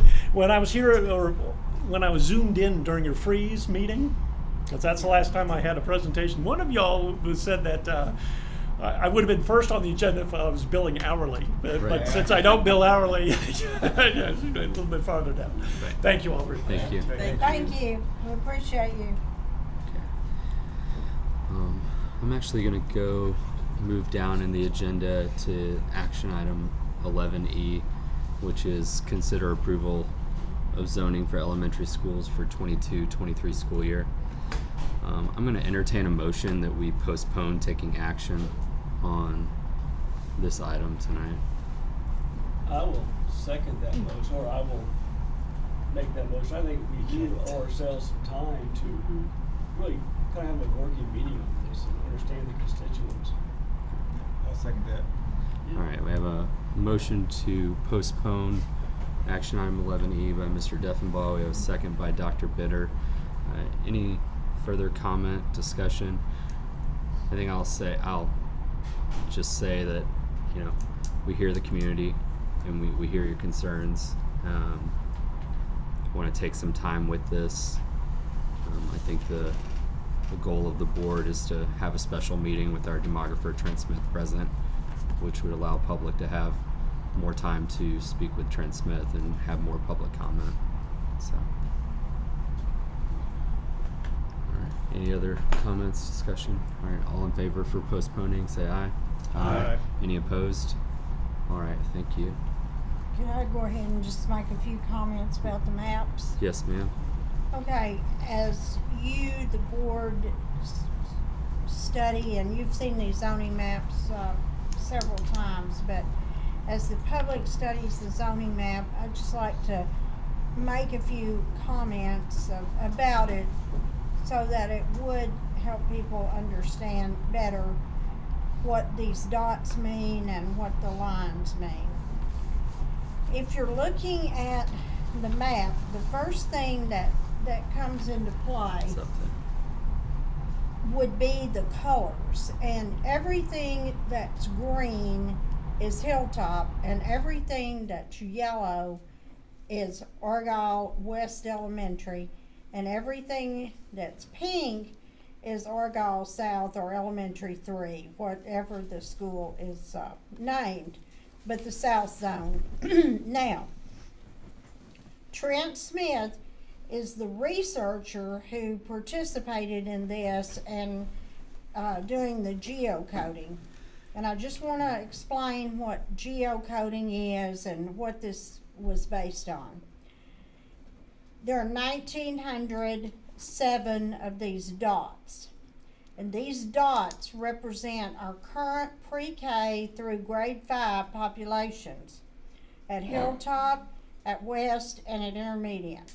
Every time there's a dot, and sometimes dots are stacked on top of each other, but every time there's a dot, you have a student in the 21-22 school year. So you could assume if you had those students in, say, grade 2, they're going to move to grade 3. But this is the current geocoding. And so when we talk about this, the geocoding, we're just talking about making dots for each student to show density. When you look at the when you look at the West Zone, you're going to see a very high concentration of dots in Harvest. Then you're going to see, as you move to the north of Old Justin Road, and you get up into the ridge and you get over to prairie farms, that the dots are not quite as dense, but they're still there. But note, when you look at this, how dense Harvest is. Then when you get into the green zone, the hilltop zone, if you go to the north, you can see how dense that Country Lakes is, and you can see how dense that the Meadows is. Then you can see that there's more of a spread in that hilltop area. Also, if you look in the south zone, you can see some density in the Oaks, and you can see a significant amount of density in Canyon Falls. And then if you go across 1171, a tremendous amount of density in Trailwood. So that kind of gives you a picture of what you're looking at. Now, we did get another map, which I've got a copy of here, that gave us some open areas with yellow on them. It's like yellow rectangles, and that just shows undeveloped land, but it will be developed in the future. So I just wanted to make sure that everyone in the audience and everyone listening on live stream knew what this geocoding system was all about. So, Dr. Wright, I mean, at the end of the day, I mean, wherever lines are drawn, somebody's going to be upset. That's for sure. But the notion that I think resonated tonight was, you know, the idea that especially the kids' relationships at some level are going to get uprooted. Yes, sir. And that's a problem. But at the end of the day, it's really about seats in the classrooms. I mean, we have to look at the number of seats at each one of these schools and figure out where the kids are going to go. Correct. So if everybody who currently wants to go to Hilltop says, we just want to go to Hilltop and there's not enough seats, that's where the rubber hits the road. Well, then those students right? become, then they're in portables, and then if I was a parent that I was moved here and was in Hilltop and my kid had to sit in a portable while there's a new school right across, I'd be upset about that too. Well, so and it's Trent, a balancing act of where people are moving, where they're living, the density you're talking about. I mean, I know each board member's talked to Trent at different times, but you know, I was even asking about the Hilltop portion that's to the west of 35. It doesn't look like there's that many, so why don't we just roll them into west? It's easier for bus transportation. Well, the problem is there's so much density in Harvest, there's not enough seats in west to do that. So we have to make some sacrifices in other places. There's just not enough seats, and it's a brand new school. Trent and I first looked at this, it'll be 2 years ago in January in Austin at Midwinter. And at that time, we did look at the line as Frenchtown. But several things have happened since then, and the Oaks has become more dense, and we have the area that's the lakes that has become more dense. We've also looked at 407 as the line, but more recently, Harpole balances the three schools the best. And when I say that, here's what we're looking at. 850 students is what we built west for, and we've had way over that in year 2 and in year 3. Right now, we've closed in 2 of the collaboration areas in order to provide GT space and in order to provide motor lab space. The very second year, we converted the technology lab to a classroom. So we're trying to limit that to 850. South, the capacity is 850. Hilltop has a comfortable functional capacity of 700. We can get 750 in the building as long as we use what were originally computer labs as classrooms. But we're trying to do the 850, 700 scenario. And so it wouldn't be advantageous to students in the district to go to, say, 925 or 950 at Harvest at West and then not have over, say, 600 at Hilltop or over, say, 600 or 700 at South. The idea behind this is to balance these attendance zones out, balance. Now, the other thing is, Dr. Wright, I mean, we know there'll also be other schools built over time. I mean, it's also a scenario where these maps get redrawn again as the district fills in. Yes, Which yes, every sir. time we do that, it's going to be upsetting. So what is the likelihood that we can plan as much as possible now that we limit the number of times that this map gets redrawn, or we're just so tight in capacity that we're just using demography to fill in the seats and No, be at we capacity? would definitely want to have a goal of having a student move as few times as Right. possible, absolutely, for the least disruption possible. But even in the numbers that we have, is it true that we're already hitting up against capacity as we draw the lines at current density? Yes, I mean, that's where the struggle is, right? yes, but we're trying not to overload West. We're trying to pull some of those students out of Anticipating West. quick growth. Well, so that we'll have better balance between South No, I and, get it, I and get it, I West. get it. So the district's at a little over 15% growth this year. Correct. To last year. Yes, sir. So has the demographer taken into account the continual growth that's going to happen until this South Elementary campus opens? Yes. Like, do we anticipate which areas are going to have additional students come into the district over the next year? Yes, he's got that in that demographic report that he has the video on tonight. But also, what you can see, if you look at what's happened over the last 2 years, because when we first started this 2 years ago, we could see Frenchtown as a good dividing point. Then we realized later it was going to have to move to the north, and it keeps moving to the north. Now it's all the way up to Harpo. But yes, he's continually taking into account how many closures that we will have in this year and how many beginnings we'll have in this year. But with those numbers, with that line, what level of capacity are we at Hilltop? How full will Hilltop be if we draw the line where it is with just current numbers? Do you know? Yes, we've got that. I'll have to look at it. It's 1907, and we have that in 3 geocodes. I think, Dr. Jordan, you've got that. Tell me how many. If you take the 1907 that we have today, and you put them into South, into West, and into Hilltop, how many do we have at South? We have 625 at South, 708 at West, and 574 at Hilltop, based on that zoning plan if it happened today. Right. Okay. And then you want next year too? Yes. Even Okay. better. Well, that's probably. today. That's today. That's K through 4. Next year's probably even better. No, that's the 1,907 students that we have In elementary total. pre-K through 5 at the 3 campuses. Okay, So what read happens the next year? numbers for next year. Next year, New Elementary 713, Argyle West 767, and Hilltop 677. And what is the capacity What's of the Hilltop? capacity of Hilltop? 750. 700. Well, 677 and 700. Uh-huh. Well, I mean, that's the You're gonna problem. but she said you. And then the following That's what I'm year saying. is Could over do 800 at all 7 three elementaries. She said you could do 750 at Hilltop Well, 750 if you if you take the computer if lab you and use math that lab computer out. lab, Totally you max don't it out. you use Yeah, this yeah, classroom for and not Well, a she's saying the special next ed. year after that they're all over 800 with no. I mean, Yeah.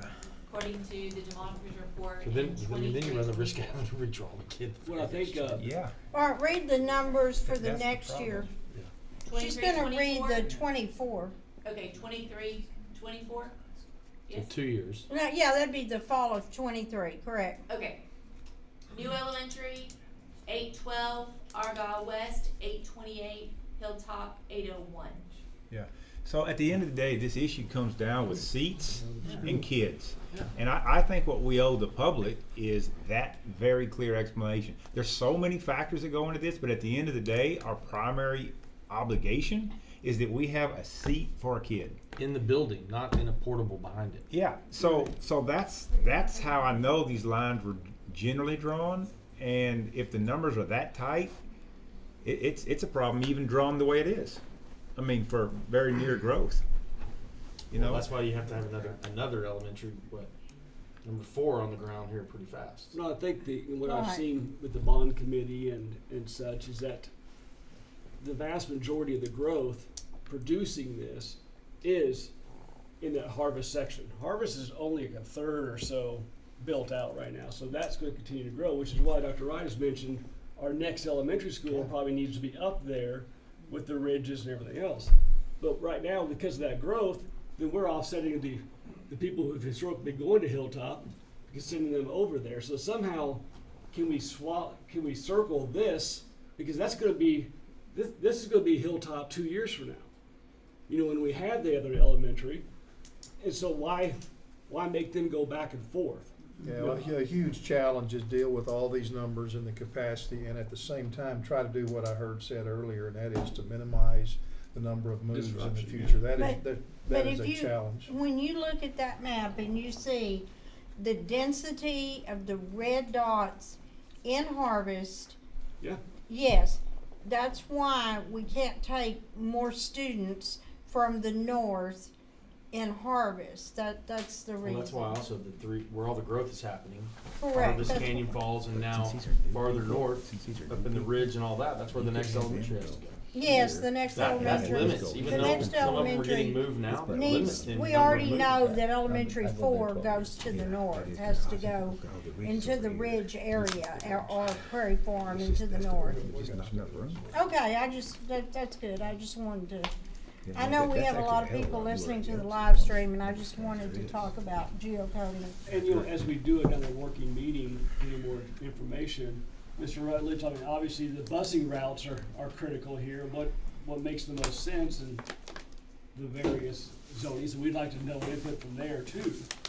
You know, and try to figure this out. Well, we've got it figured out. It's just, it displaces some people, but it's figured out. Well, the numbers are figured out, but maybe it doesn't make common sense as how some of these numbers are circled. You know, Correct. And based on transportation too, based on history. it just highlights the need with the upcoming bond for another elementary. Right. We can't build them fast enough. You have For the growth that's coming 24, out. you We can't build them fast basically you have 2,400 seats with west, south, and Hilltop. That's basically what you have. 2,450 if you really stretch Hilltop, but in actuality, 2,400. Okay, thanks, I appreciate that. Okay. All right, we'll go to the consent items now.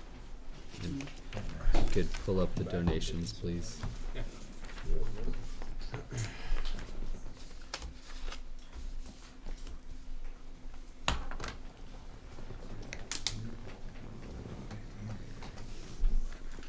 All right, from AEBC, for the following, we have $1,179.20 for all sports, 50 white flags with Argyle Eagles and logo, $471.60 all sport, 20 plain white flags, $518 for football for 2013 and 2020 state championship flags, total in all of $2,168.80.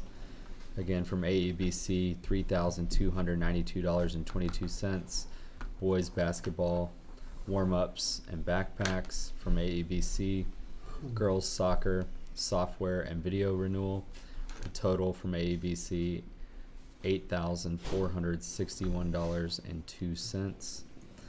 From the Argyle Lions Club, for the purchase of Red Ribbon Week supplies, $333 to Hilltop Elementary, $333 to Argyle Intermediate, and the big winner, $334 to Argyle West Elementary, a total of $1,000.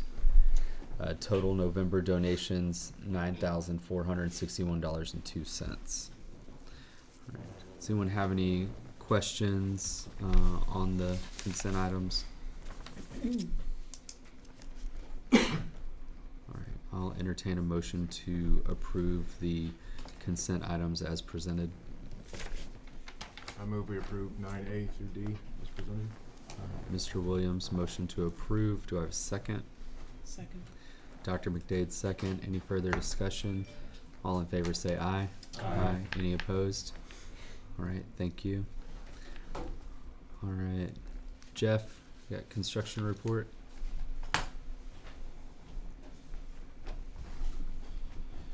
Good evening, everybody. Good evening. So we'll start with elementary 3 report tonight. How fast can you get 4 open? How fast can I get 4 open? Laughing, but I'm not laughing. We need a bond first. Give me some money, and we'll do it. Money. We'll do it in 12 months. Okay. Do I have to turn this on somewhere? It's not working.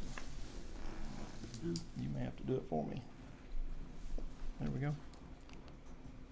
Or did you do it? You'll do it. Okay. Okay. So we're continuing to work on our site still. We are planning to start the process of mixing the lime into the subgrade for all the fire lanes and paving.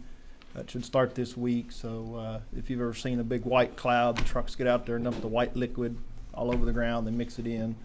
So that helps prevent the soil from getting wet later, which then would swell and crack and deteriorate your pavement. So that should be starting this week, and that'll occur for the next 2 weeks. It'll sit there while it cooks is the term they use. Remix it, test it, and once that passes, we'll get the fire line paving in. And once we have that, we're going to be able to go vertical. So they've still been wrapping up a little bit of concrete while they're getting the lime ready to go. We've had that meeting with the town. Steel deliveries are now complete, so we've got, maybe not complete, but the bulk of it is there. I'm sure there's some miscellaneous stairs and things that will still be coming, but we are ready to go vertical with that. We've got masonry materials that have started arriving. If you've been out there, you may have seen some of the masonry scaffold that they've already built, just kind of standing up in the air in the middle of nowhere.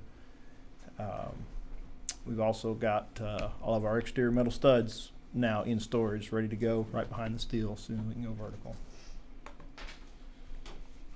Here's just a snapshot of some milestone dates compared with their projections. So currently still a very tight schedule, and until we get beyond this pavement, are allowed to go vertical, we just keep pushing, but then we can push even harder once we get to that point.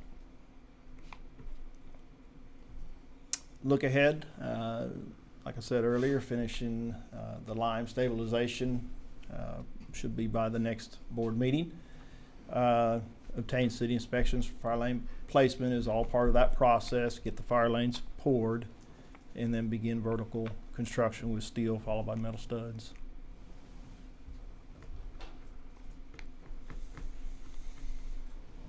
Any questions?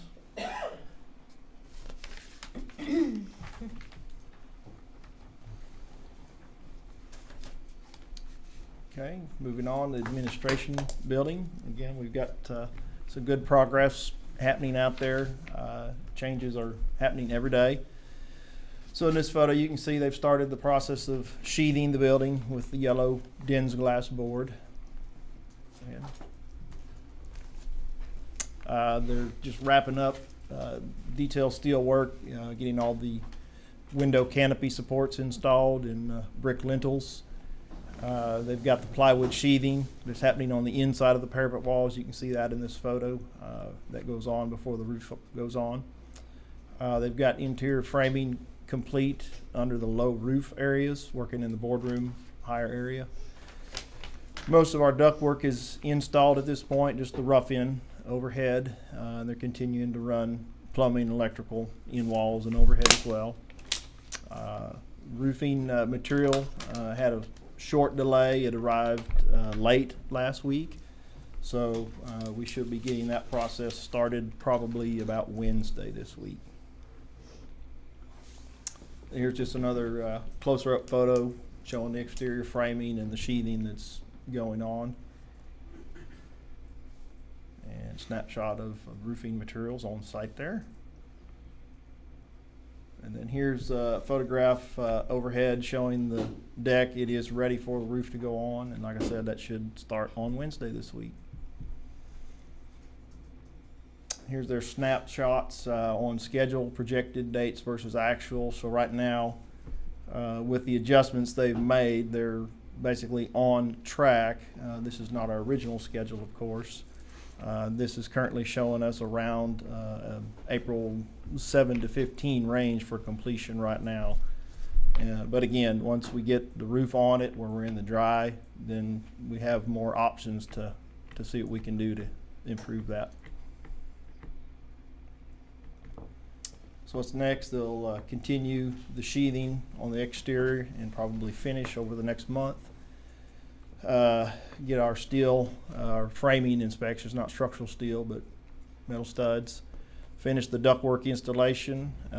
Finish all the interior framing, even in the boardroom space.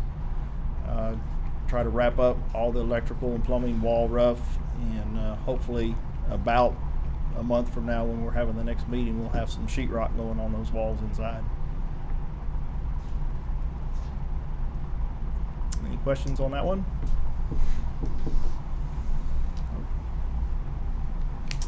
So just real quickly, phase 2, I don't have a report for you, but we're continuing to walk punch list with Corgan. They're getting that, they're doing it as they walk with an iPad, so when they're finished by the next day, they're able to download that information, get it out to all the subcontractors. So they're continuing to walk, and what have you got? A couple more scheduled to get through the whole building at this point? Yeah, what's left is the operator and the spaces right behind. Okay, so they've got all the other spaces punched now. Contractor, of course, is continuing to work on that outside the building during the day. You still see some activity, but they've got a lot of guys coming in around 4:30 time and working into the evening to try to get that punch list done. Some of the materials that we've had issues with getting deliveries are finally coming in. Some of the marker boards have been delayed. Some mixers on our AV equipment came in last week that we've been waiting on for a long time. So we're making good progress, and I think by the end of the year we might be able to see them getting out of there and not there every day. All I have on reports. Thank you. Thanks, Go Jeff. ahead with his action item while he's up to. Might as well. Okay, we'll go to your action Okay. item. Not a problem.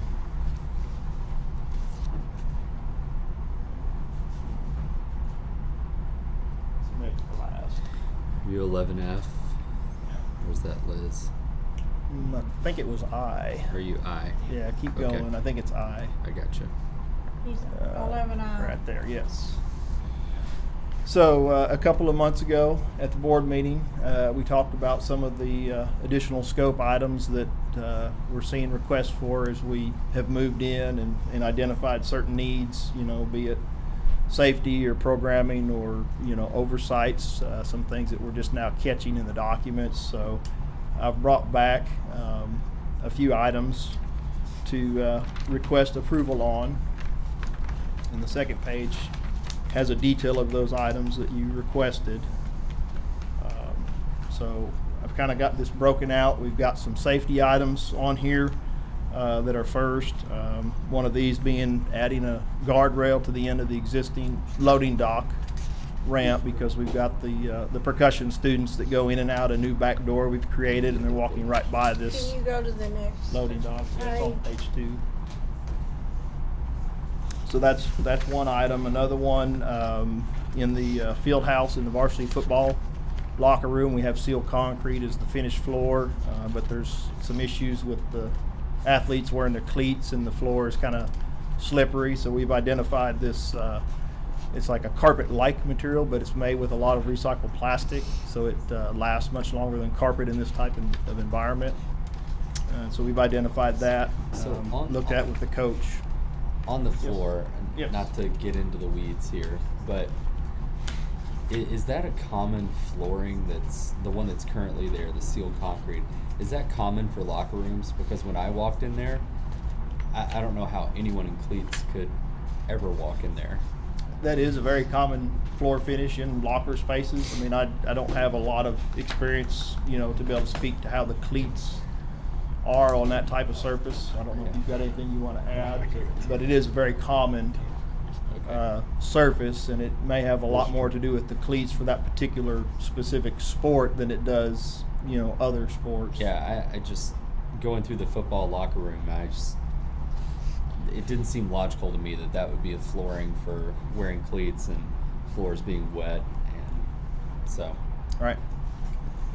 Well, that's why they identified this, because apparently, I mean, it is slippery. I haven't seen them when they're walking in with but we those, still but paid that's for the the issue. concrete to be sealed in the first place. Yes, we did. So, yeah, that was my only thing. That it just doesn't seem like a logical flooring for wearing cleats ever.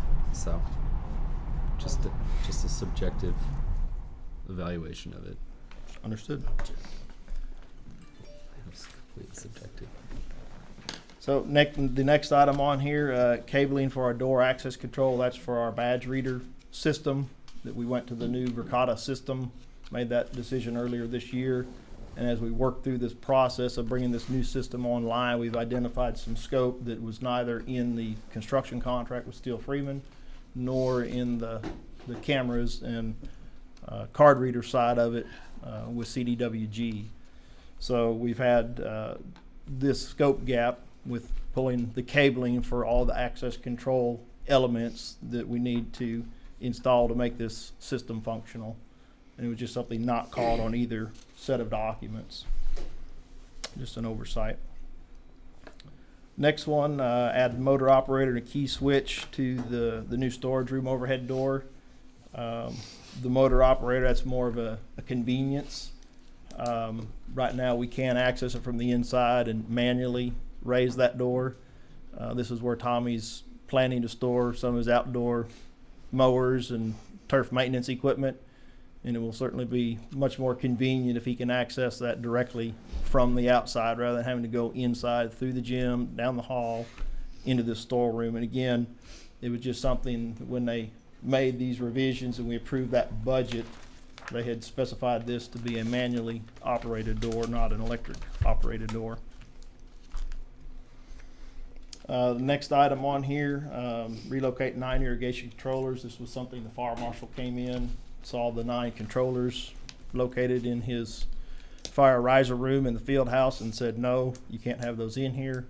So this cost represents what it takes to route that conduit into the storage room next door.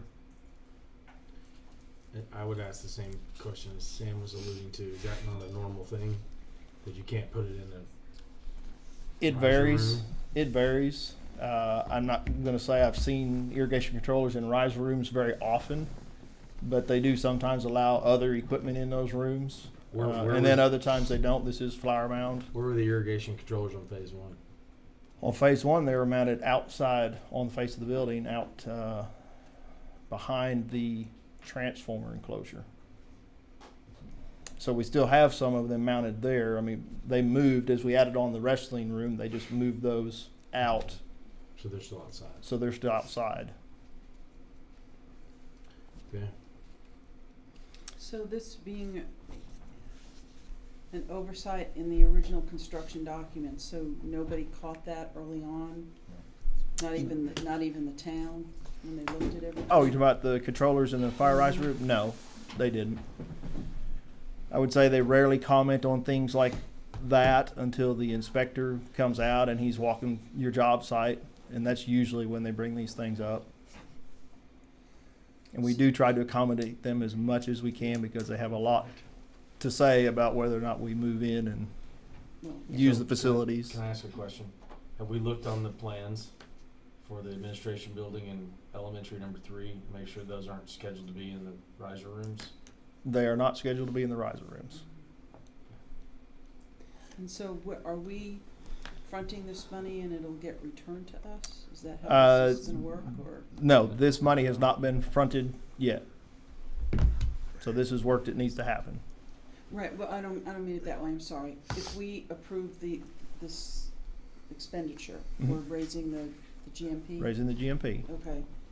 Then we're paying for it, correct? Yes, we are paying for it. But it says that Corrigan would be covering the costs. So how does that work?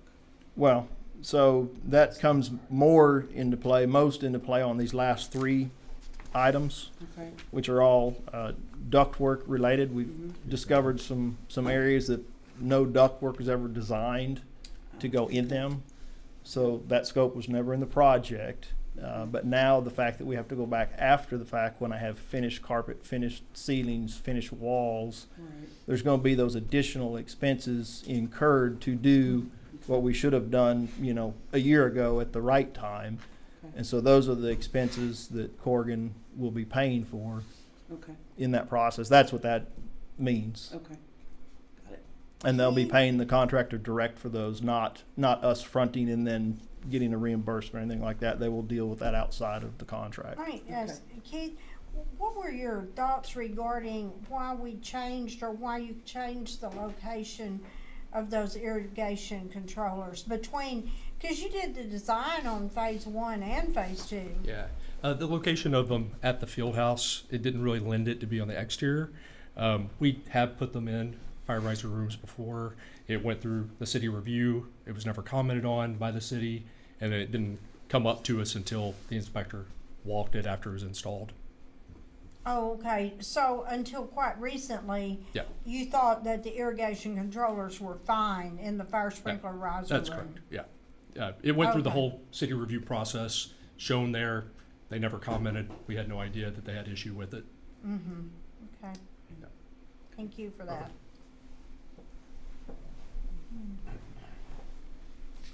So the last three, again, related to ductwork. We've got a little small storage control room where a lot of the AV equipment is for the auditorium. And that did not get any supply air to the room.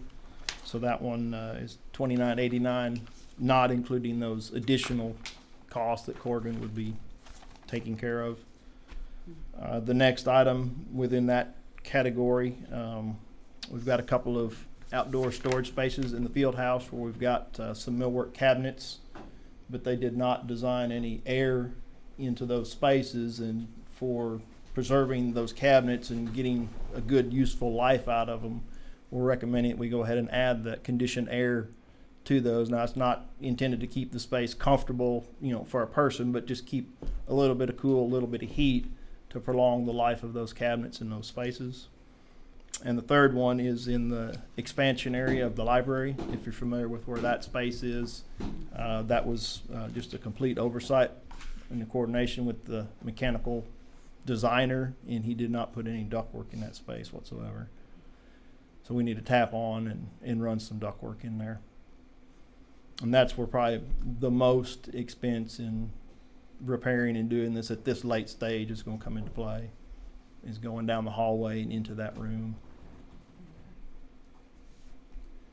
So all told, it's just a little bit over $100,000. That does include the Steel Freeman markup, and then I also put some contingency into that as well in case we do run into some other unknowns that may or may not be beyond what Corrigan is going to be responsible for. If we open up the ceiling, we find some old conduits that's in the way, we can't run the duct the way we plan. We've got to come up with a new plan, things like that.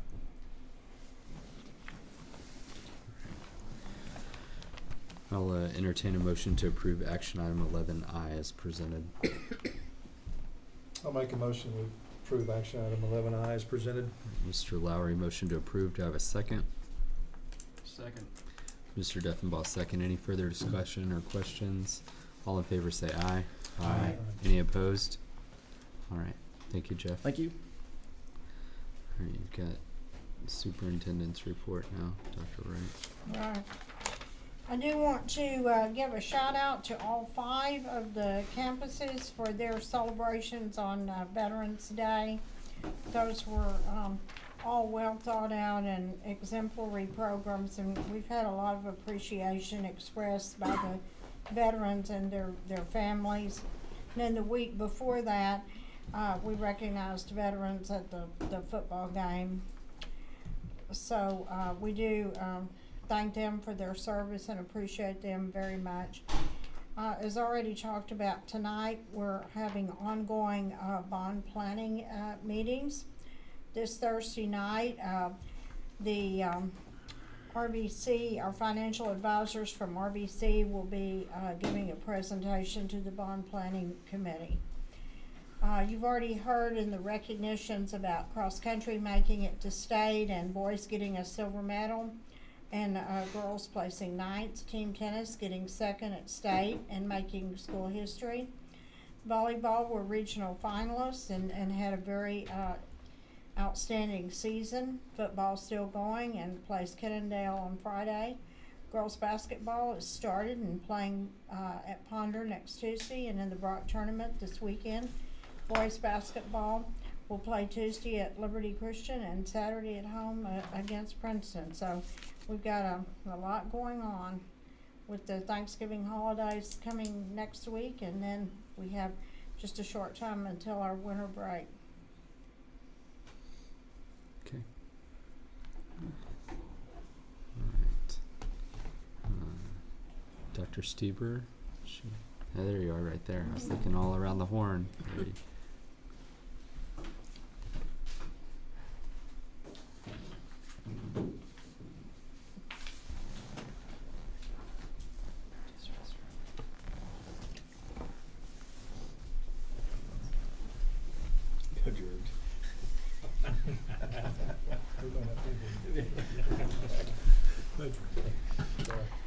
Good evening.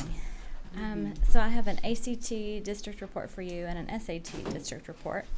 So ACT first, it's a college readiness summary for the graduating class of 2021.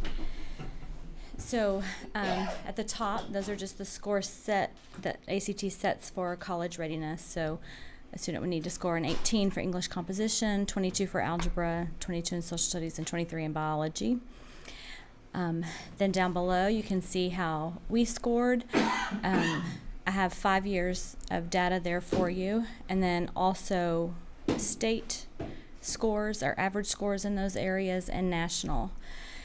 So you can see that in 2020, we in some of the areas we had a decrease, which was expected with COVID and all of that. But in 2021, we have made increases in most of those areas. You'll probably notice that there has been a decrease in the total students tested, and that is across the state, national. That trend has been with COVID. That has been a result of canceled tests, mostly. Just well, also colleges aren't required it. Right. So I think that is a result of canceled tests, right? Okay. So they have gone to, some colleges have gone to, just some different criteria. Most of what I'm reading right now is that is likely to be temporary, or they're going to see how it goes. Just research or reports that you read now, still students who have a successful ACT or SAT score are more likely to get into their college of choice versus one who is, a student who's applying just by alternate means. And then at the bottom, percent of students tested that are, according to ACT, ready for college level coursework. And so our percentages are in orange, and you can see compared to the state, we're substantially higher. Our student score is substantially higher. Any questions about the ACT report?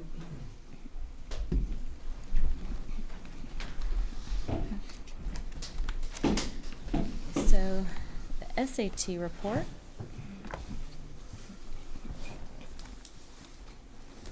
Is this what? I'm not going to work. Okay. Okay, so just a reminder, this is the graduating class of 2021. Test takers are, same with ACT, only counted one time, and it's their most recent score that is calculated. So the SAT a range of a total score 400 to 1600. There's the evidence-based writing section 200 to 800, math 200 to 800, and then their college and career readiness benchmarks are set at 480 for ERW and 530 for math.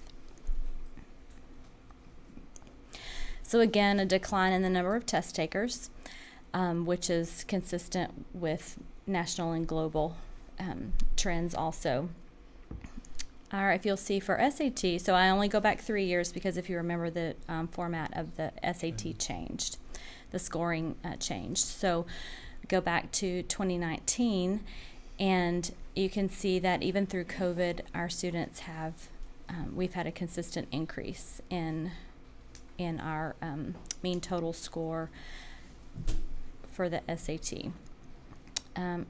For the ERW benchmark, or the evidence-based reading and writing, our class of 2021 was up to 91% that met that, and met both benchmarks at 63%.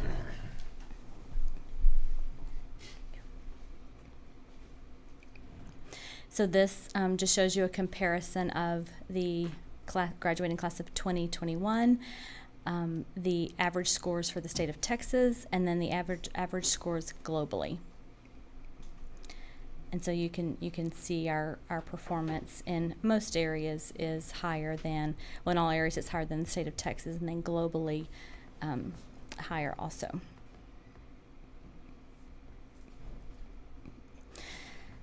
So this, just to kind of give you an idea, total number of students or percentage of students that score above a 1,000 on their SAT.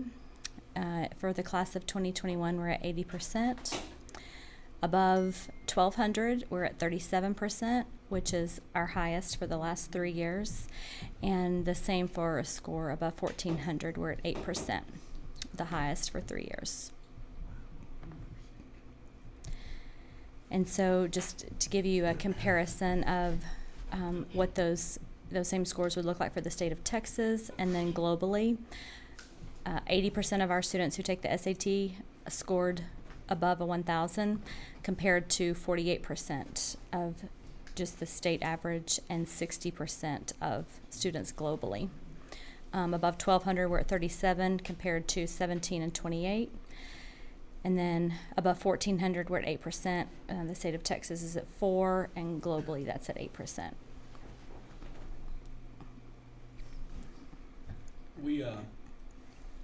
Are we still offering the ACT, SAT prep class? Yeah. And have we expanded that at all to where more kids are able to get into it, or do they even want to? You know, do we have a I think we're honoring most requests. Yes. Right. I mean, I don't. We offer it, and we've accommodated everybody who's wanting to take it. I know one year we actually had a public presentation from somebody that we were offering a discount or something. Have we able to do that again? Was that well received? No, it was. We haven't since COVID. Okay. I was thinking, we know the value of these tests if you are Sure. trying to get into college, or if you try to get things, and so Right. the parents might want to Yes. take advantage of that. For sure. Any other questions? No? Good news. Thank you. Yes, it's very good news.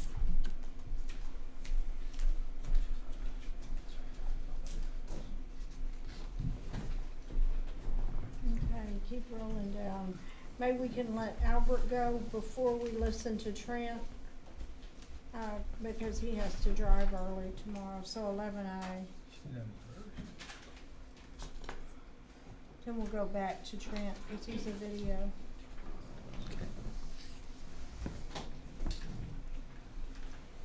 Good evening. How's it going? How y'all doing this evening? Great. Good. Good. Looking forward to the break, let me tell you. Coming to you to ask for a couple more buses. Hopefully have these delivered by next school year. The delay of all the supply chains and whatnot. Bus deliveries are taken up until next school year before we'll see them delivered to us. As was discussed earlier about demographics and all the dots that Dr. Wright talked about, we have the same dots on our mapping system in transportation, trying to get the kids to and from school. So we need to continue to grow our fleet to continue to transport our kids to and from school. So we're looking for $234,000 for 2 new international school buses. And you think you get them by the beginning of the school year? Yes, ma'am, that's our hope. Yes. Okay. Does the 64,000 affect the general fund? Yeah. It's in the budget amendment that's on a later action item tonight. Okay. Did you already order all the buses that you were successful in getting the grant for? Yeah, those have been ordered, delivered, and on routes. Ordered, delivered, destroyed. Not yet destroyed, no. The drivers take really good care of them. No, but the old ones have to be destroyed. Yes, the old ones are destroyed and shipped off and hauled away, yes. Yeah. Okay. So, question on the 64,000? Do we do the amendment first before we do this, or can we say we can spend this without? I'm just throwing that out there. It's your call. Passing this would result in the need for the amendment. Yes, technically we haven't expended the funds or gone over the function. Okay. But as long as you're aware that it is part of the amendment. But if y'all want to approve, look at the amendment first, right? I'm fine with it. I'm fine, I was just thinking about it. I'm fine with it either way. Okay. Any other questions for Mr. Rutledge or Liz? All right, I'll entertain a motion to approve action item 11A as presented. So moved. Mr. Hawksworth, motion to approve. Do I have a second? Second. Dr. McDade, second. Any further discussion? All in favor say aye. Aye. Any opposed? All right. Thank you. Thank you very much. Y'all have a great evening. Thank you. Okay. Now you want to go back to Trent's That's fine. report. Okay. Okay, Trent had two Yeah. other schools scheduled this evening. Wow. So, he isn't here, but this is his video that he made of the fall demographic report. Argyle ranked third in something? Or second. It could be second. Those are only 3 total. Somebody got them. So we're either second or third. Fall 2021 demographic report. So looking back at the history of Argyle's enrollment over the last 5 years, the top table shows that enrollment by grade. You can see that the largest class of any particular year is highlighted in yellow, and the second highest class of that particular year is in green. So this year, your largest class is your 9th grade class with 370 students. And your second largest class is your 8th grade class, which is at 363 students. The chart below shows the cohort growth. So going from how many first graders became second graders, how many 5th graders became 6th graders, that ratio is shown in each one of those boxes. And so it moves diagonally along with the class as they grow. Kindergarten is compared against itself, which makes it the only one that's a little different, and so do the pre-Ks. So when you look at this year, you grew from 268 kindergartners last year to 309. That's a growth difference of about 15.3%. So any of these values in the lower box are actually, if they're above 1, means there was positive growth in that particular grade. If they are below 1, that means that you had a reduction in that particular grade level. And so as you look at, let's pick out 4th grade as one example. 4th grade actually grew about 21.1% over last year. So last year, 3rd grade was 256, and this year's 4th grade was 310. So significant growth there. You can see there were a couple of grades that actually got up over 20% growth. So that was your 4th grade class and your 7th grade class. Overall growth at the elementary was about 12%. At intermediate, which was basically your 5th grade class this year, was a growth of about 18%. The middle school grew 16%, and the high school grew at about 8.6%. Overall, this was a nice bounce back from last year. Even though you did grow 312 students, it probably wasn't the growth of the full potential of what would have happened if it hadn't been for COVID-19. And so you got a little bit of that back, which boosted your overall growth to almost 500 kids this year. And we're going to look ahead as we move forward in this presentation. You'll see that there's more to come.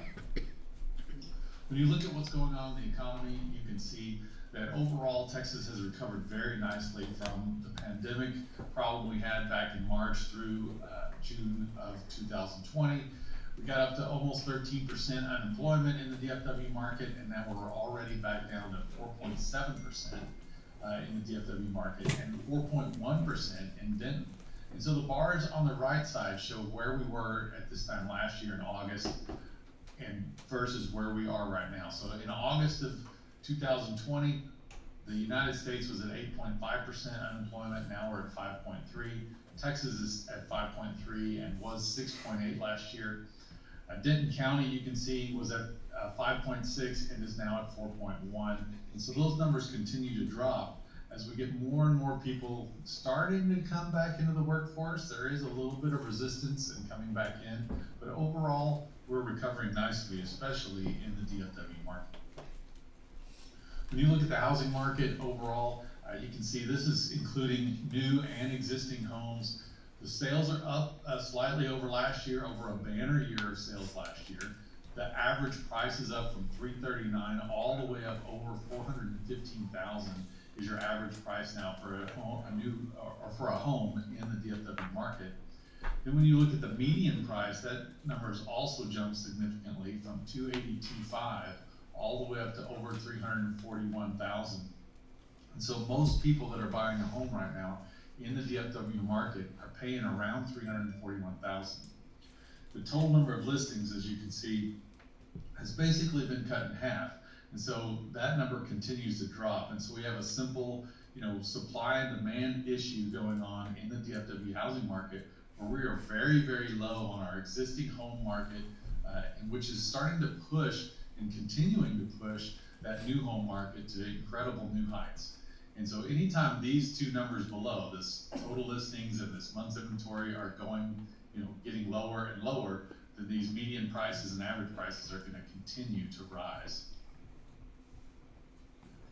In fact, I mentioned before that push in the housing market, in the new housing market. So these three arrows represent all the new home market inside the DFW area through the second quarter of 2021.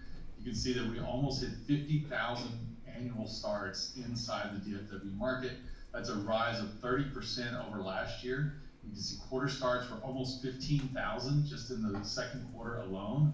Annual closings were also up 22.6%, and also inventory of new homes is getting up there as those houses are having some supply issues, and so that's causing a little bit of that gap between your starts and closes, and that's what's raising that inventory. It's just a number of homes that are taking a little longer to finish as we have struggles in that supply chain with not just supplies but also with labor. And so as that continues, you'll kind of see that those closes kind of lagging a little bit behind those starts. So when you look specifically at Argyle, you're no exception to that rule that I just mentioned. You had 225 starts just in the second quarter. That is a record for Argyle. And so you're already at 364 starts just through those first two quarters, approaching where you were as a total for last year, just in the first two quarters. And then at your closings, lagging a little bit as it's taking, as I mentioned, taking those homes longer to close because they're taking longer to finish. And so you're at 238, definitely on pace to beat where you were last year at this time. Probably set a new record inside the district by the time we get through the fourth quarter. And so here's an overview map showing you the top 5 subdivisions by annual closings. So this is where your housing is happening right now. So things are happening in these 5 neighborhoods right now. So you can see just in these, pretty close to covering all of your closes through the last year. But definitely 90% of your closes happen in these 5 subdivisions. Harvest number 1, 182 closes, still has over 1,600 futures to go, so plenty of room for growth there. You've got Canyon Falls, which is getting closer and closer to build out. They had 89 closes this last year, and so they've got about 3 to 4 more years of building to go on in Canyon Falls. Then you've got the Ridge at North Lake, which is really just getting started. Had 26 quarter closes out of the 44 for the last 12 months. It still has 700, and really, when you include your vacant developed lots, along with almost 900 homes left to go in Ridge at North Lake. Then you've got Waterbrook with 38, as they get 210 vacant developed lots, but no futures behind that. And then you've got Trailwood with 34 annual closings. Right now they've got a little bit of a lot supply issue, but they've got 152 futures coming in behind that. Then what is happening after that? Those particular ones are closing so much. So this is your vacant developed lot map, and we showed you the top 10 of those. Harvest at number 1, 237 vacant developed lots. Again, a vacant developed lot is a lot that's ready to build on today. So it's got streets, utilities, everything's ready to go. They can start laying the foundation immediately. And so those homes, you can see this is your top 10 as far as vacant developed lots go. Right now, with this top 10, you've got 848 vacant developed lots. Plenty of inventory of vacant developed lots to continue on the pace that you've been seeing inside the district. And so right now, Harvest number 1, Waterbrook number 2, Ridge at North Lake. So all of these top 4 are also in your top 4 closings, or top 5 closings. And so those are going to continue to drive the home sales inside Argyle ISD over the next couple of years. And when you look past that couple of years and get into the futures market, you can see we do have First Ranch on here, and we do have it at 3,400. Now that's an estimate, and of course that's ever changing. We're understanding that, we're following that closely. But as the last look at what that looked like was about 3,400 single family, and so we're kind of using what we have right now to go by. We don't expect that to get any houses on the ground over the next 5 years. Likely going to take a little longer, something around that number for those houses to get on the ground. Then you've got Harvest at still 1,600 futures and 707 at Ridge at North Lake. And so you've still got plenty of houses to go, 6,283 single family futures as we see it right now. And so where are most of those happening? Of course, the highest activity is in Argyle ISD, and that's why in Argyle West elementary zone, that's why we have this highlighted in yellow. But you can see as something will likely happen at First Ranch, and so that's going to drive futures in the well down the road in Hilltop as that land gets in development of some type. And so when you look at what's happening in the next several years, it's definitely happening mostly in the current Argyle West zone with 466 starts there, 359 annual closes, and still 565 vacant developed lots ready to go right now. And so here's an overview map showing you where all the active subdivisions are inside the district. So if they're green, that means they're active. It's active home building happening inside those. If they're in yellow, those are future subdivisions, where right now that land is somewhere between that raw land and getting built into vacant developed lots. If they are outlined in red, if that subdivision's outlined in red, that means there's ground underway. So that's moving from that future stage into that vacant developed lot stage. And so they're trying to develop and deliver those lots in those areas. Right now you've got 18 subdivisions that are actively building. You've got 13 future subdivisions, and you've got 912 lots that are under construction in 6 different subdivisions. And so you can see those again highlighted in red. So we'll talk about some of these specifically right now. You can see that at Ridge at North Lake, 990 total lots, 160 vacant developed lots with 71 homes under construction. And so the final plat on the next phase was approved back in March, and there's groundwork underway on that second phase already. They're expecting to build between 100 and 150 homes per year. And right now they're averaging about a kid for every house that they build in there. At Harvest, you're split between Northwest and Argyle ISD. You have about 3,200 homes inside Argyle ISD. Right now there's 237 vacant developed lots with 98 homes under construction and 1,200 homes occupied already. So they're getting closer to halfway built, but not quite there. Groundwork is underway on the next phase, the next couple of phases, which is gonna add another almost 300 lots to the mix. And the next phase after that is already under review. They're building about 200 to 250 homes a year inside Argyle ISD. And right now, their current yield is 0.92, which is also very high. Looking at Canyon Falls, 1,240 total lots inside Argyle ISD, 156 vacant developed lots right now, 68 homes under construction, groundwork underway on phase 4B and phase 9, so that's gonna add another 75 lots to the mix. They've been building about 100 to 150 homes a year inside Canyon Falls, and we expect that to continue. Right now, they're about at 0.89 as far as yield goes, also very high. Then you've got Trailwood at 309 total lots, 152 future lots, with 6 vacant developed lots and 1 home under construction. Their next phase is nearing completion, so that'll add another 152 lots to the mix. And then you've got, they're building about 35 to 40 homes a year, and their current yield is a little closer to what we would call normal across the state. And so they're about at a 0.575, and again, yield is, so that would be at a 0.58, that'd be about 58 kids for every 100 homes that are built inside that subdivision. Then you've got Waterbrook, which is 291 total lots, 210 vacant developed lots, 38 homes under construction. They do have 40 homes occupied. They're building about 50 to 60 homes a year there, and their current yield is about 0.79. Then you've got Argyle Crossing, which is 79 total lots, 60 vacant developed lots with 19 homes under construction, so they're just getting started on there. First residents are expected in the fall, this fall, and we're anticipating them to build about 50 homes a year. Then you look at Glenwood Estates, 102 future lots, groundwork nearing completion, with homes starting early next year, first residents by the middle of next year sometime, and developer anticipates building about 50 homes a year. The Birch Tract is 119 future lots. They're still in the design phase with this particular development, but they do anticipate starting early next year with the groundwork trying to develop those lots. And once they get going, they're expected to build about 35 to 40 lots a year, homes a year.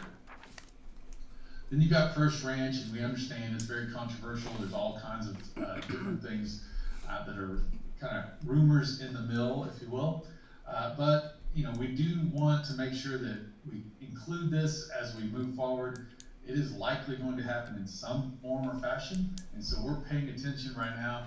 They're making new proposals for zoning, and that is still in the approval stages. So it's going to take some time before you actually have any residents there. We're anticipating right now on the current track to be about 5 years before you see any particular residents in there.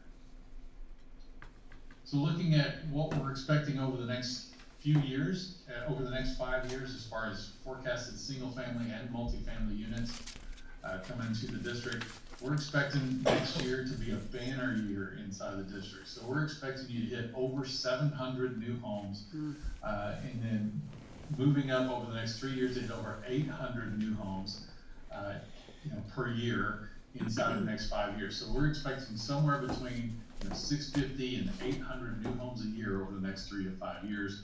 That's going to really increase the activity and the number of kids coming into the district over that time period.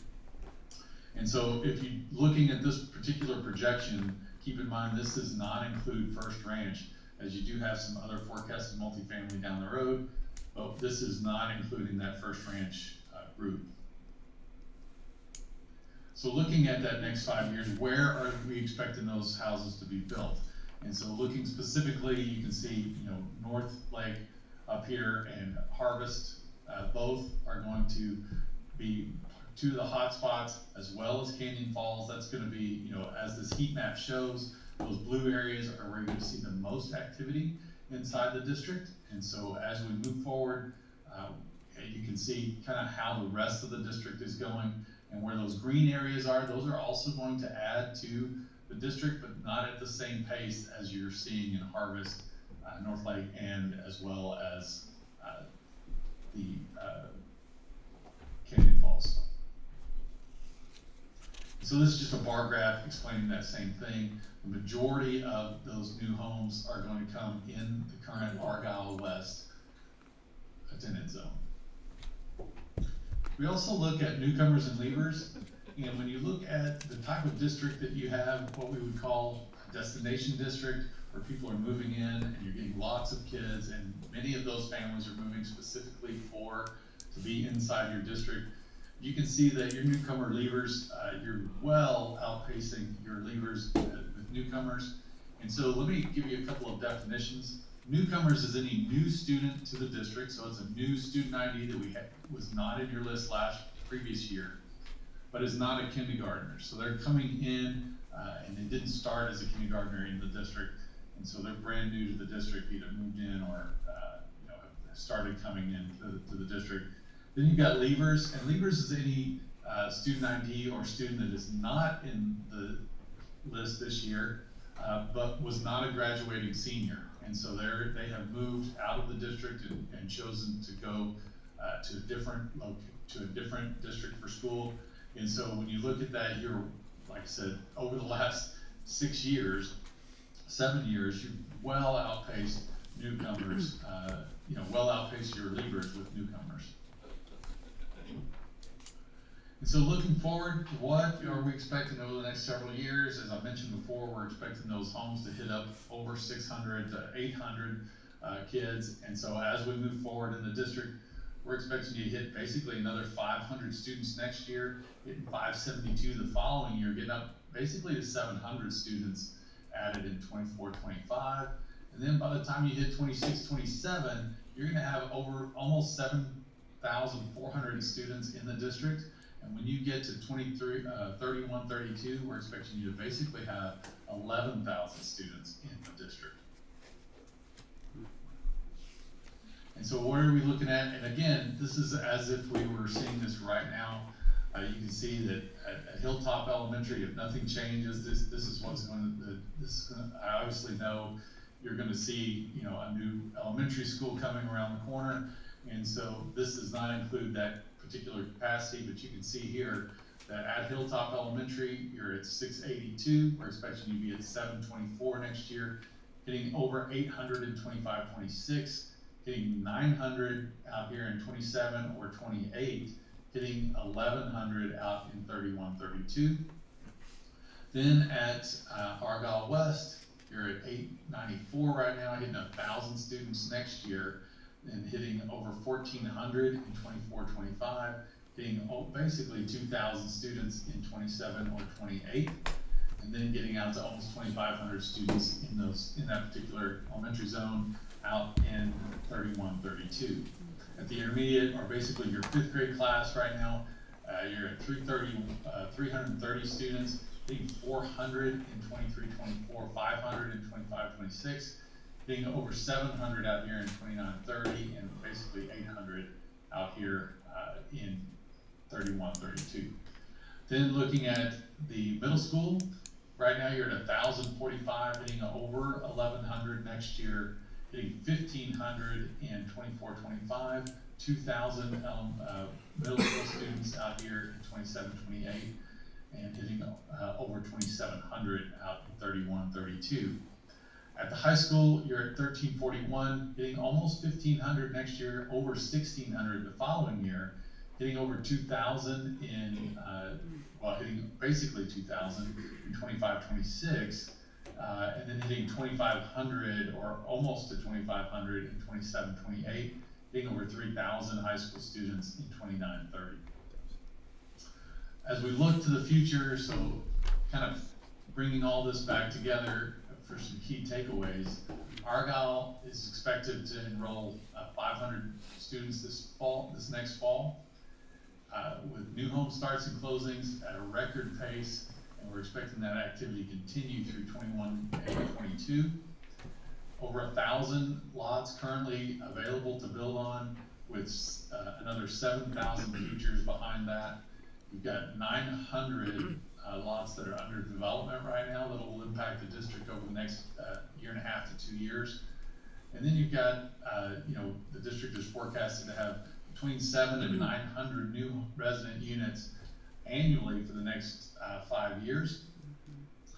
And so that forecast brings you to almost 7,400 students at 26-27 and almost 11,000 students out in 31-32.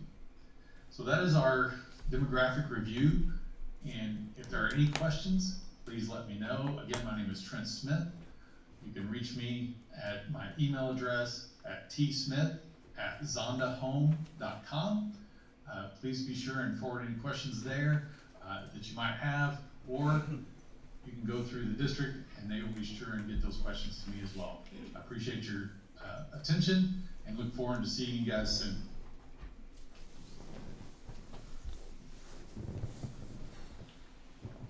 All right. Is that presentation available on our website? Yes. So the slides themselves, can we get it to where the Yeah, nurse you- is too? Sure. Or is it, so I, parents might want to, or people might want to see that, it's good Yeah, information. it is. We can also make, it's, one of the attachments in the agenda, but we can, put it in a special place on the website. Some of the things that are in it, though, he didn't wanna use the geocoding yet. He wanted Yeah, to that's wait makes until sense. the Yeah. board had, had an opportunity to approve zoning.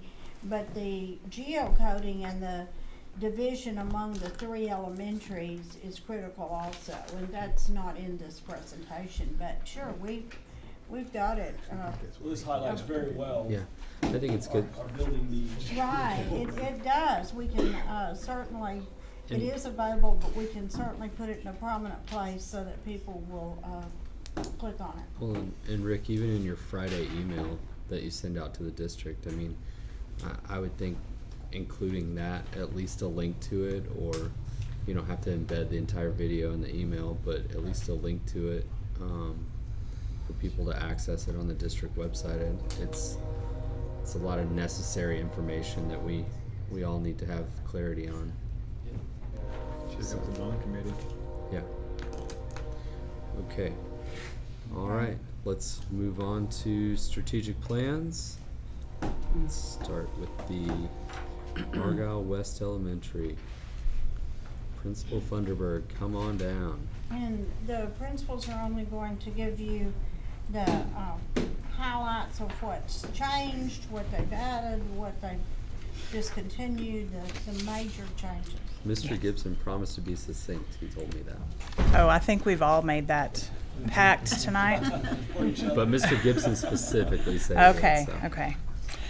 So the biggest changes with our campus improvement plan this year, of course, we took out all of our virtual components that we had in it from last year. We got rid of most of those.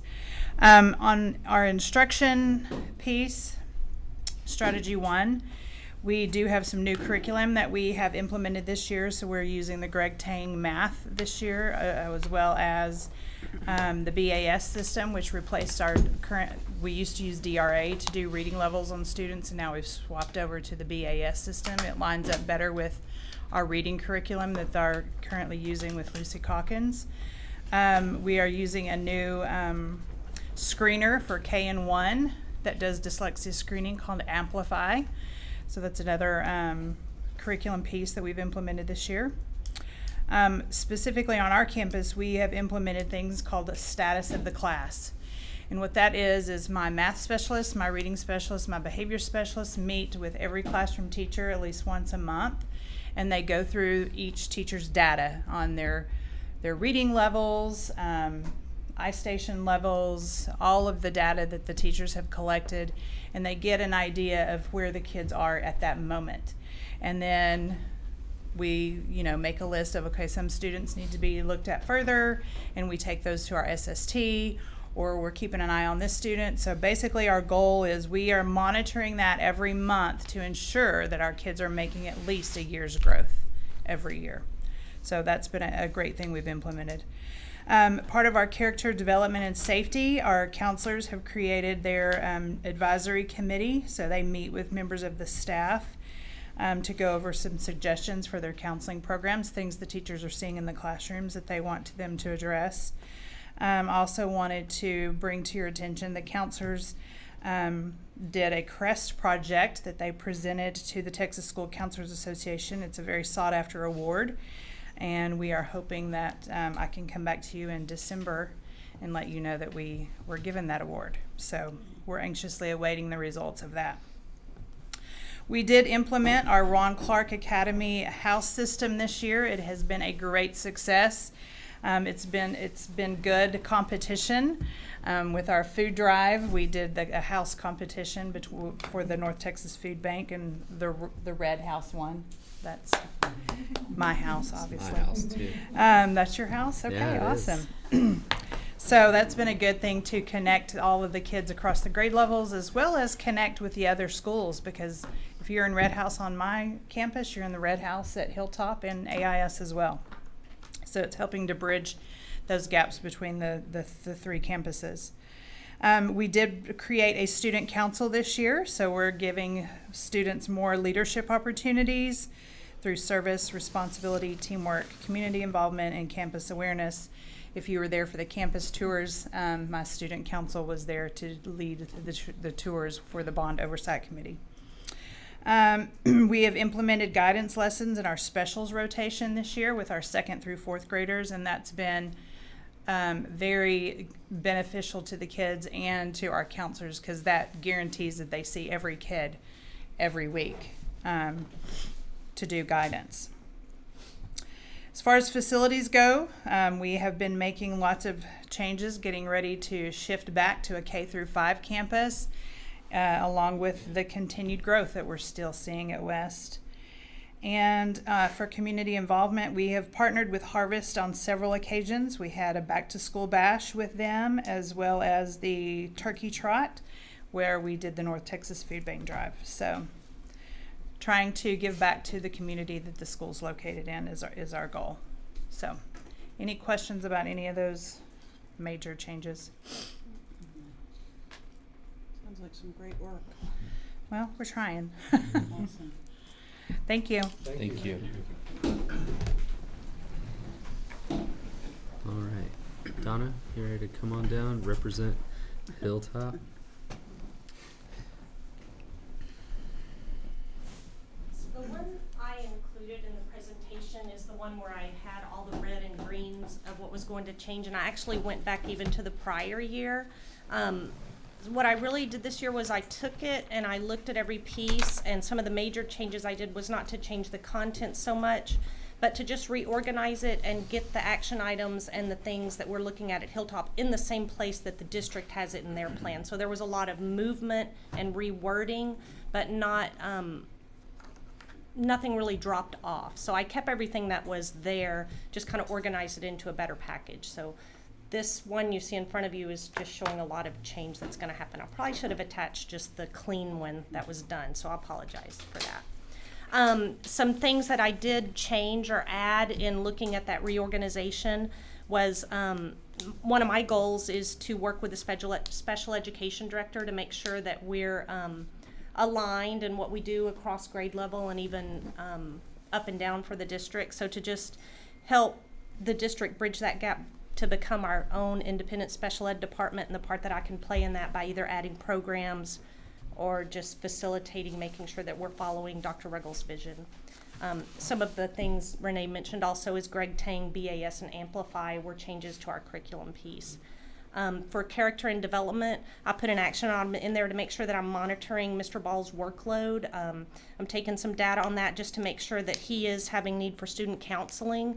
Hilltop is that kind of mid-level size where we may not ever need 2 of a position, but 1 might not be enough. So I'm trying to keep data about where our needs are, come up with strategic ways to help alleviate workload where I can without adding to staff.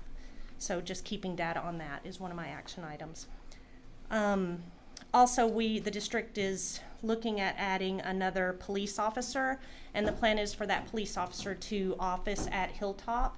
So in our strategic plan, I have it added to make that person a part of our campus, a part of our culture, try to get them out into the classes when they have time to just really embed themselves with our students and our staff to become a part of our community, since that's where they're gonna live.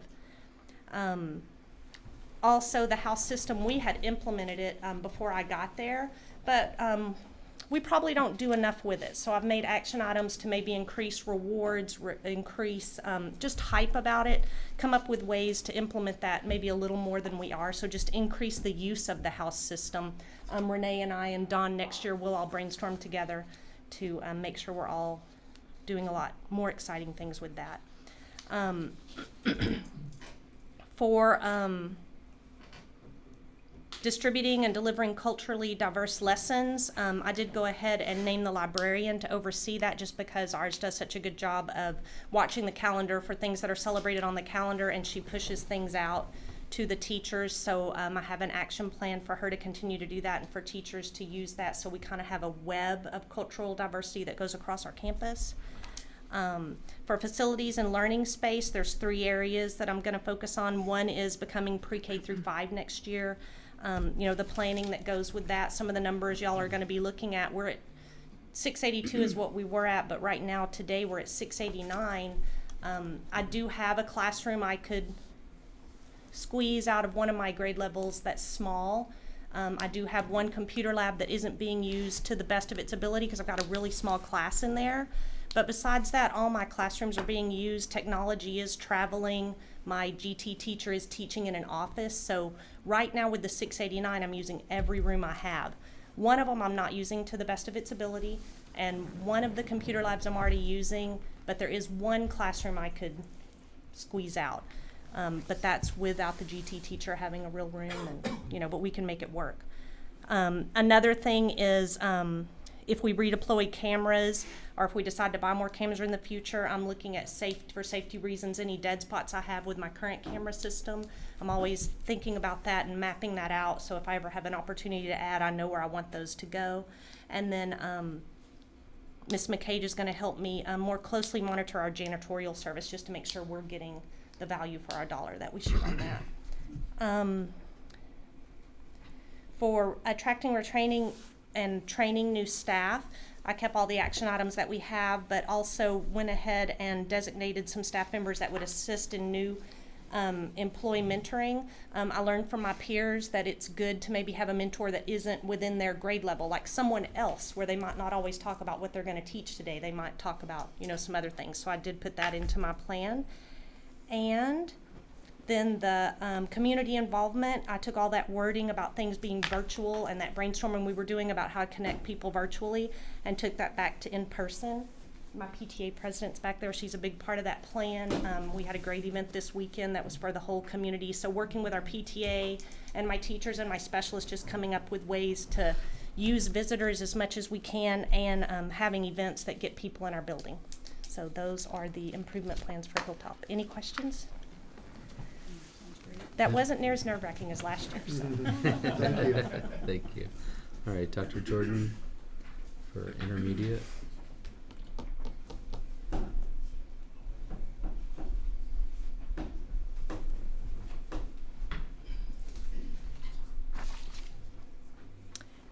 Our CLT started off by just reviewing our campus strengths and campus needs, as well as our campus mission statement, and so we did update those.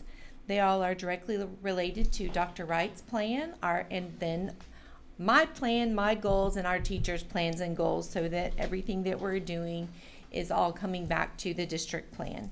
Updated programs, just as Donna and Renee stated, to include our current online educational programming, such as Educational Galaxy, iStation Math, and some of the others that they already mentioned.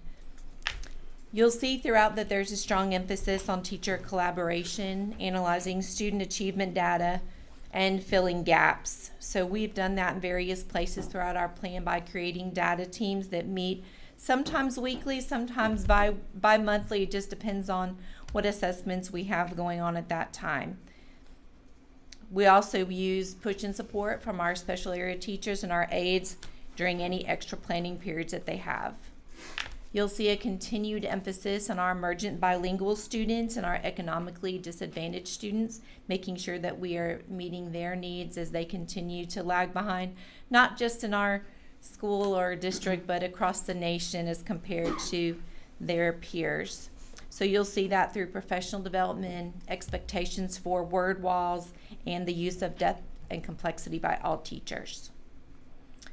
We do have a new counselor, so she has sent out surveys to get input from parents and from teachers, because the social emotional supports that are needed post-COVID are different than they were pre-COVID. So we're sure that we are addressing those in various ways throughout the character development section.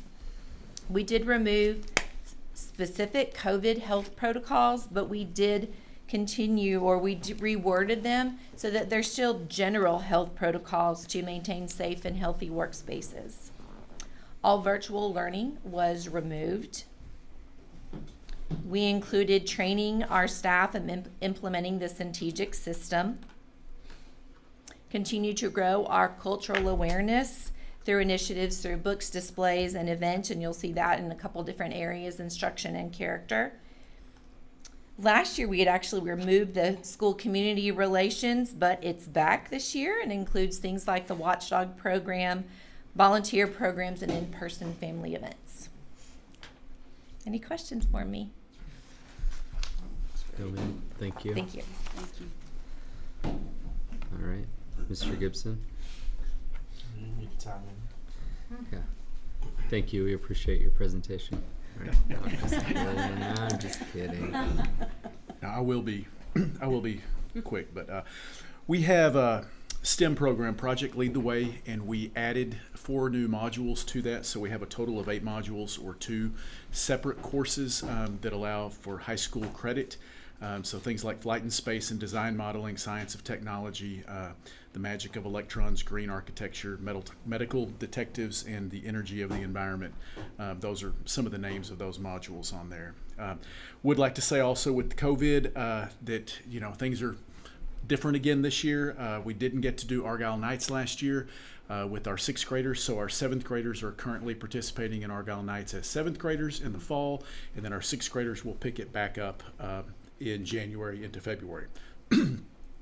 House Bill 4545. If you've got a child who did not pass STAR in the middle school, then you would know what this is. If you have a kid that passed STAR, then you may not know about this, but this has really changed the way that we have had to attack our master schedule and everything that we've done. So we have tried to create incentives for those students that are required to get 30 hours of accelerated instruction. In my opinion, the principle behind it is very good in wanting to try to get kids caught up. The reality behind it is that's not all going to happen in 1 year, and some of the kids that are in it feel a little punished. So we're having to analyze things, and we're having to reinvent the wheel on how we approach doing this accelerated instruction with students that didn't meet standard on that. On the demographic reports, we're also monitoring those. We were supposed to be at 1023 at snapshot date. We're at 1053 right now, I believe, and we're projected to be at 1168 next year. One of the action items later is new tables in the middle school. One of the reasons for that is I'm trying to figure out a way to fit all of the kids in the cafeteria, or as many of them in the cafeteria as possible, because that cafeteria was built in phase 1 of that school.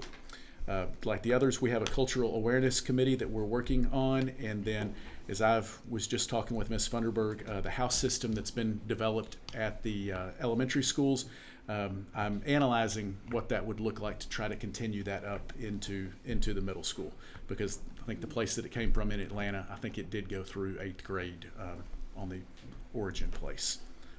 Any questions? All right, thank you guys. No, sir. Thank you. All right, Mr. King, at high school.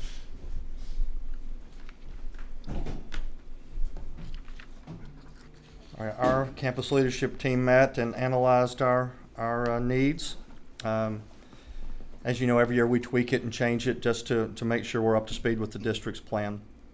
The major changes you'll see are to, as everyone else has said, to COVID protocols. We had to put so many of those in place last year. They got to come out this year. So a lot of the changes you'll see are related to that. Under our instructional plan, our instruction plan, we have identified, with lots of people's help, that there's just gaps in learning. The COVID partial shutdown year led into a remote learning for a lot of students, which equals gaps in learning. And so, as Mr. Gibson alluded to with House Bill 4545, we've had to identify those students that have the gaps, and then we've had to come up with a plan to try to fill in those gaps. So sometimes that looks like individual remediation. We're able to handle a lot of that during our mega lunch time. I'm gonna be honest with you, sometimes that looks like entire classes are just behind in their algebra skills or their math skills or their reading skills, science skills. So I've talked to our teachers about sometimes you just have to go back and teach some things that you think someone before you should have been teaching, but we've got to get these kids caught up. So under instruction, the biggest changes you'll see there are to these gaps that have been caused by COVID. We have also had a significant increase in the number of ESL students on our campus. Last year we had 4, and this year we have 14, and we anticipate that number continuing to grow. So you'll see under our instruction plan that we've had to come up with ways to support and accommodate those learners. And y'all have been a big help with that. We were able to hire a bilingual aide that's been very instrumental in helping those students in their classes. Under our character development and safety, I think I've reported this before, but we have implemented a suicide prevention program. We've done that with the 9th graders. We will continue to do that with the other grades. Dr. Hagan has been very instrumental in that. Our counselors have been very instrumental in that. We have been able to identify some students that we've been able to help, and thank goodness we've been able to help them. Under our facilities, we are in good shape now, and we're grateful for that. Last year we were anticipating and planning a move, so a lot of things under facilities last year had to come off because we've successfully made that move, and now we are just planning how we're going to use the 15 to 20 rooms that we have empty for future growth. I want you guys to hear that under attractive and retaining staff, this is still a very tough year in education, and I want you to hear that. Some of you live that out at home, and I know you do. But it's been a tough year, so we are doing everything we can to keep those teachers on our campus. And of course, you saw the numbers. We'll have almost 1,500 students on our campus next year, so we have to find new teachers to come in to fill those classrooms and to continue the success that we've had in all of our programs. We always look for ways. It's becoming more and more difficult as we grow, but one of the goals I've had since I've been a principal is to reduce the class sizes in our tested subject areas. So I'm going to be honest, we didn't get to do that as much as I wanted to this year. I want us to be able to analyze that and hopefully be able to go back to that as we move forward. And another thing that our teachers have asked for is some common planning time. So now that we have moved out of teachers that I would call onesies, someone who just has all the Algebra 1 classes or someone who has just all the biology on-level classes. We've moved to the point where we have 2 or 3 teachers teaching those, and they need time together to do their planning. Now, Mega Lunch is a help to that. We're able to put them together for a period of time each week, but they have asked for common planning periods, and we're going to look to do that as we move forward. And finally, under community involvement, we're happy to have people back on campus. We had the big groundbreaking, which was a great event. We were able to have an on-campus open house, which was good to have people back on campus. We were able to have colleges on our campus this year for our college fair. Good to have them back after the COVID layoff. And one other thing we mentioned is we want to better utilize our PTO and getting communication out to our community. Any questions that you have about the high school? Question. Yes, sir. Do you have a feel for how long it'll take to backfill these gaps you mentioned? You think it's a 1-year deal, a 3-year deal? I think Mr. Gibson hit it right on the head. I don't think it's something you can do in 1 year. Now, obviously, we're going to do the best we can, and House Bill 4545 requires us to put in X number, 30 hours per kid. But some of these students didn't take any of their tests last year, so they're getting remediation in 4 different subject areas throughout the course of a week. Some of them took the test and failed the test, so we're having to try to fill in those gaps. I don't think it's a 1-year thing. I think COVID has hit education very hard, so I think it's going to be a multi-year process. When you said you want us to hear that it's, which we already knew, but you emphasized the fact it's hard to hire and retain staff, are you suggesting that we need to do more or look at doing things different in order to achieve those goals? Or you're just merely saying it's an issue? Are you looking for more resources? No, sir. That's not what I'm saying. I just want you to know that it's a hard, the last 2 or 3 years in education has been very hard. Yeah. And this year is not much easier. And some teachers that I think are at the retirement age, but had thought, hey, I'm still going to go because I enjoy this and it's my passion. It's becoming very difficult in education. Well, maybe it's just when we're a growing district and we have the need to hire all these new teachers and there's not as many to hire, we run the risk of hiring who we can. Correct. And perhaps watering down, if I can use that word, the quality that we've been able to. So do we as a district need to look at ways? I mean, I'm looking, it's something you think about every day. So is there anything we can do that we haven't had to do in an effort not to have to hire less than what we're used to hiring? I think your question is valid, and I think it's something that we all need to think about. Are there things we can be doing? Probably. I think we need to sit down and analyze those things and see what we can put together. I don't want to water down, as you said, our teacher, our pool of teachers. Yeah. I can see that being a real reality of what you're saying, though. Do we do exit surveys, don't we? Yes. With our teachers? And their reasoning for leaving or whatever that is. Yes, we haven't had problems really with teachers this year. It's really been more of the paraprofessionals, especially the ones that are working in the classrooms. Yeah. And our substitute pool. Mm. We have a very difficult time getting subs. We're not the only ones that do. Right. I mean, Midlothian and AISD is closing on Friday because they can't get enough subs and there are too many activities going on. Wow. Yeah. Yeah, we're short on subs every day. Yeah. I mean, there was one day where I think we were 16 teachers short at the high school. Very stressful. Thank you. Thank you. Well, just thank you all the campus administrators, and please get the message back to your staff that we're grateful for all the efforts that y'all are putting forth every day to keep the culture of this district and to keep the kids' educational experience priority. So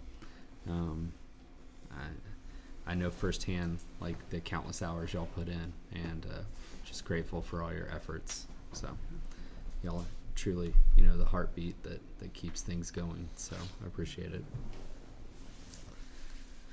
All right, let's action item 11C. You want to approve those? Oh, I guess we need to approve those. I'm sorry. All right, I will entertain a motion to approve action item 11B as presented. So moved. All right, Mr. Lowry, motion to approve. Do I have a second? Second. Dr. McDade, second. Any further discussion? All in favor say aye. Aye. Any opposed? All right, thank you. Okay, this next action item is a request to begin staffing South Elementary 3 for the fall of 22.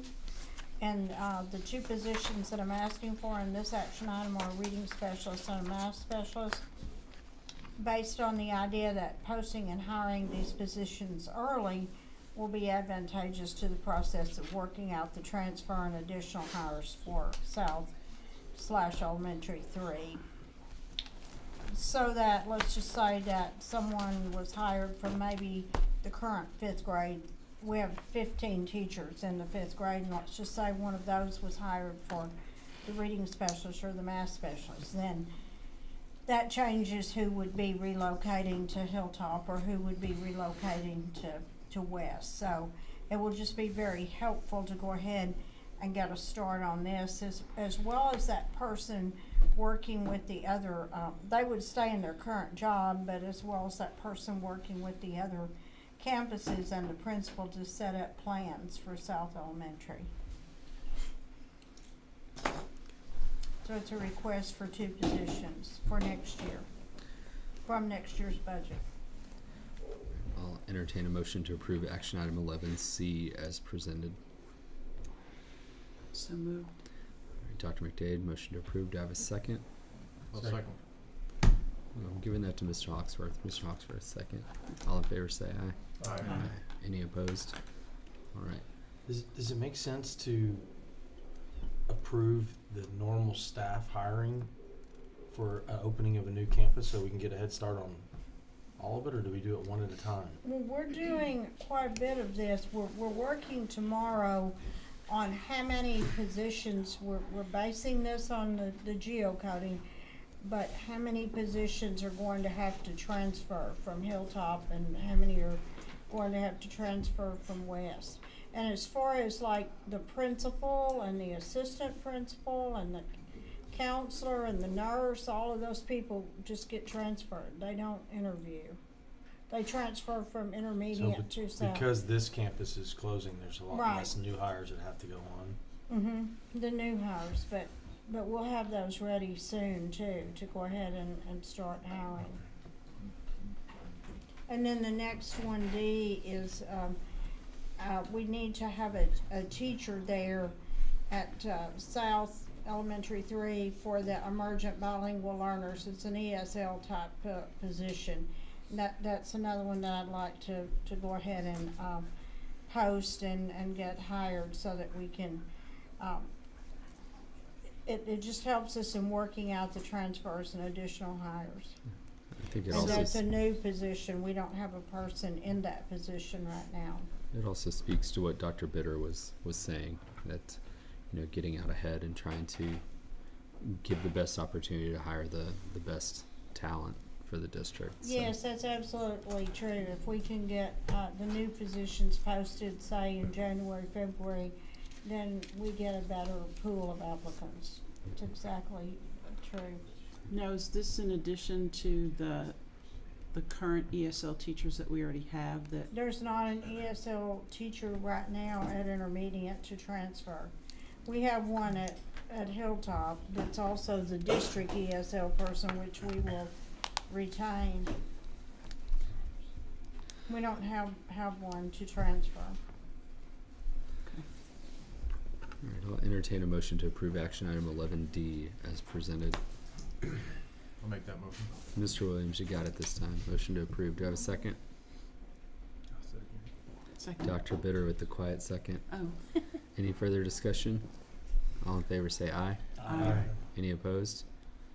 All right, thank you. The lady who's at Hilltop does work with some students, truly, at intermediate, but we need a separate teacher for the new school. And then we have someone at the middle and high? No, Yep. she's the district coordinator, Okay.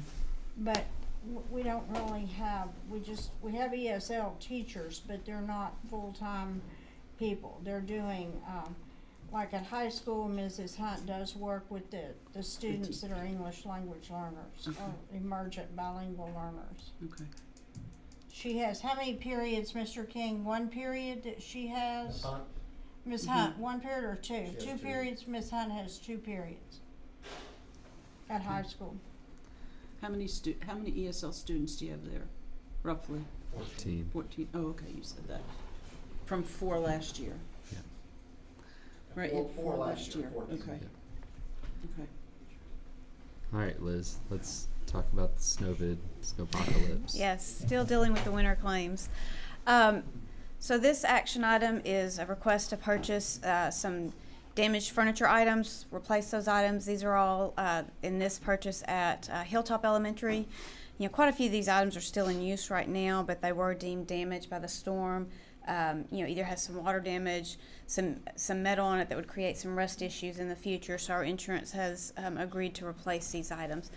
So we put it out for quote, received 3 quotes back on the second page, and are recommending the purchase through school specialty with the lowest quote of $62,531.64. This was included in the budget amendment. Last month we had brought those funds, requested to include those funds in this year's budget, and this has been agreed to with our insurance company. So it's just requesting permission to make the purchase. So on those 3 bids, they're all bidding like items?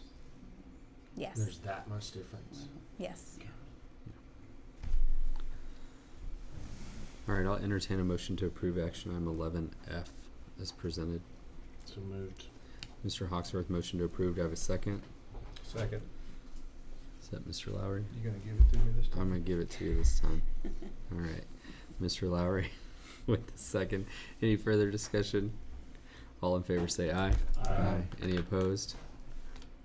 All right, I'm keeping track. I got tally marks over here, so. All right. Cafeteria tables. Mr. Gibson spoke about. That's correct. Mr. Gibson spoke briefly about this in his presentation a minute ago.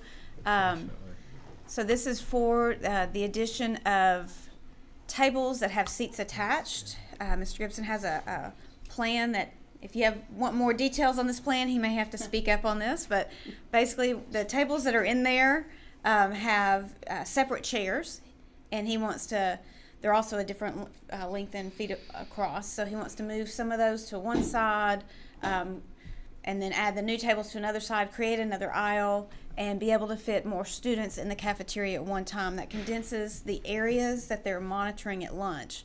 Right now they have them in the coffee bar as well, and they want to bring those students back into the lunchroom for the lunch. So we have this included in the budget.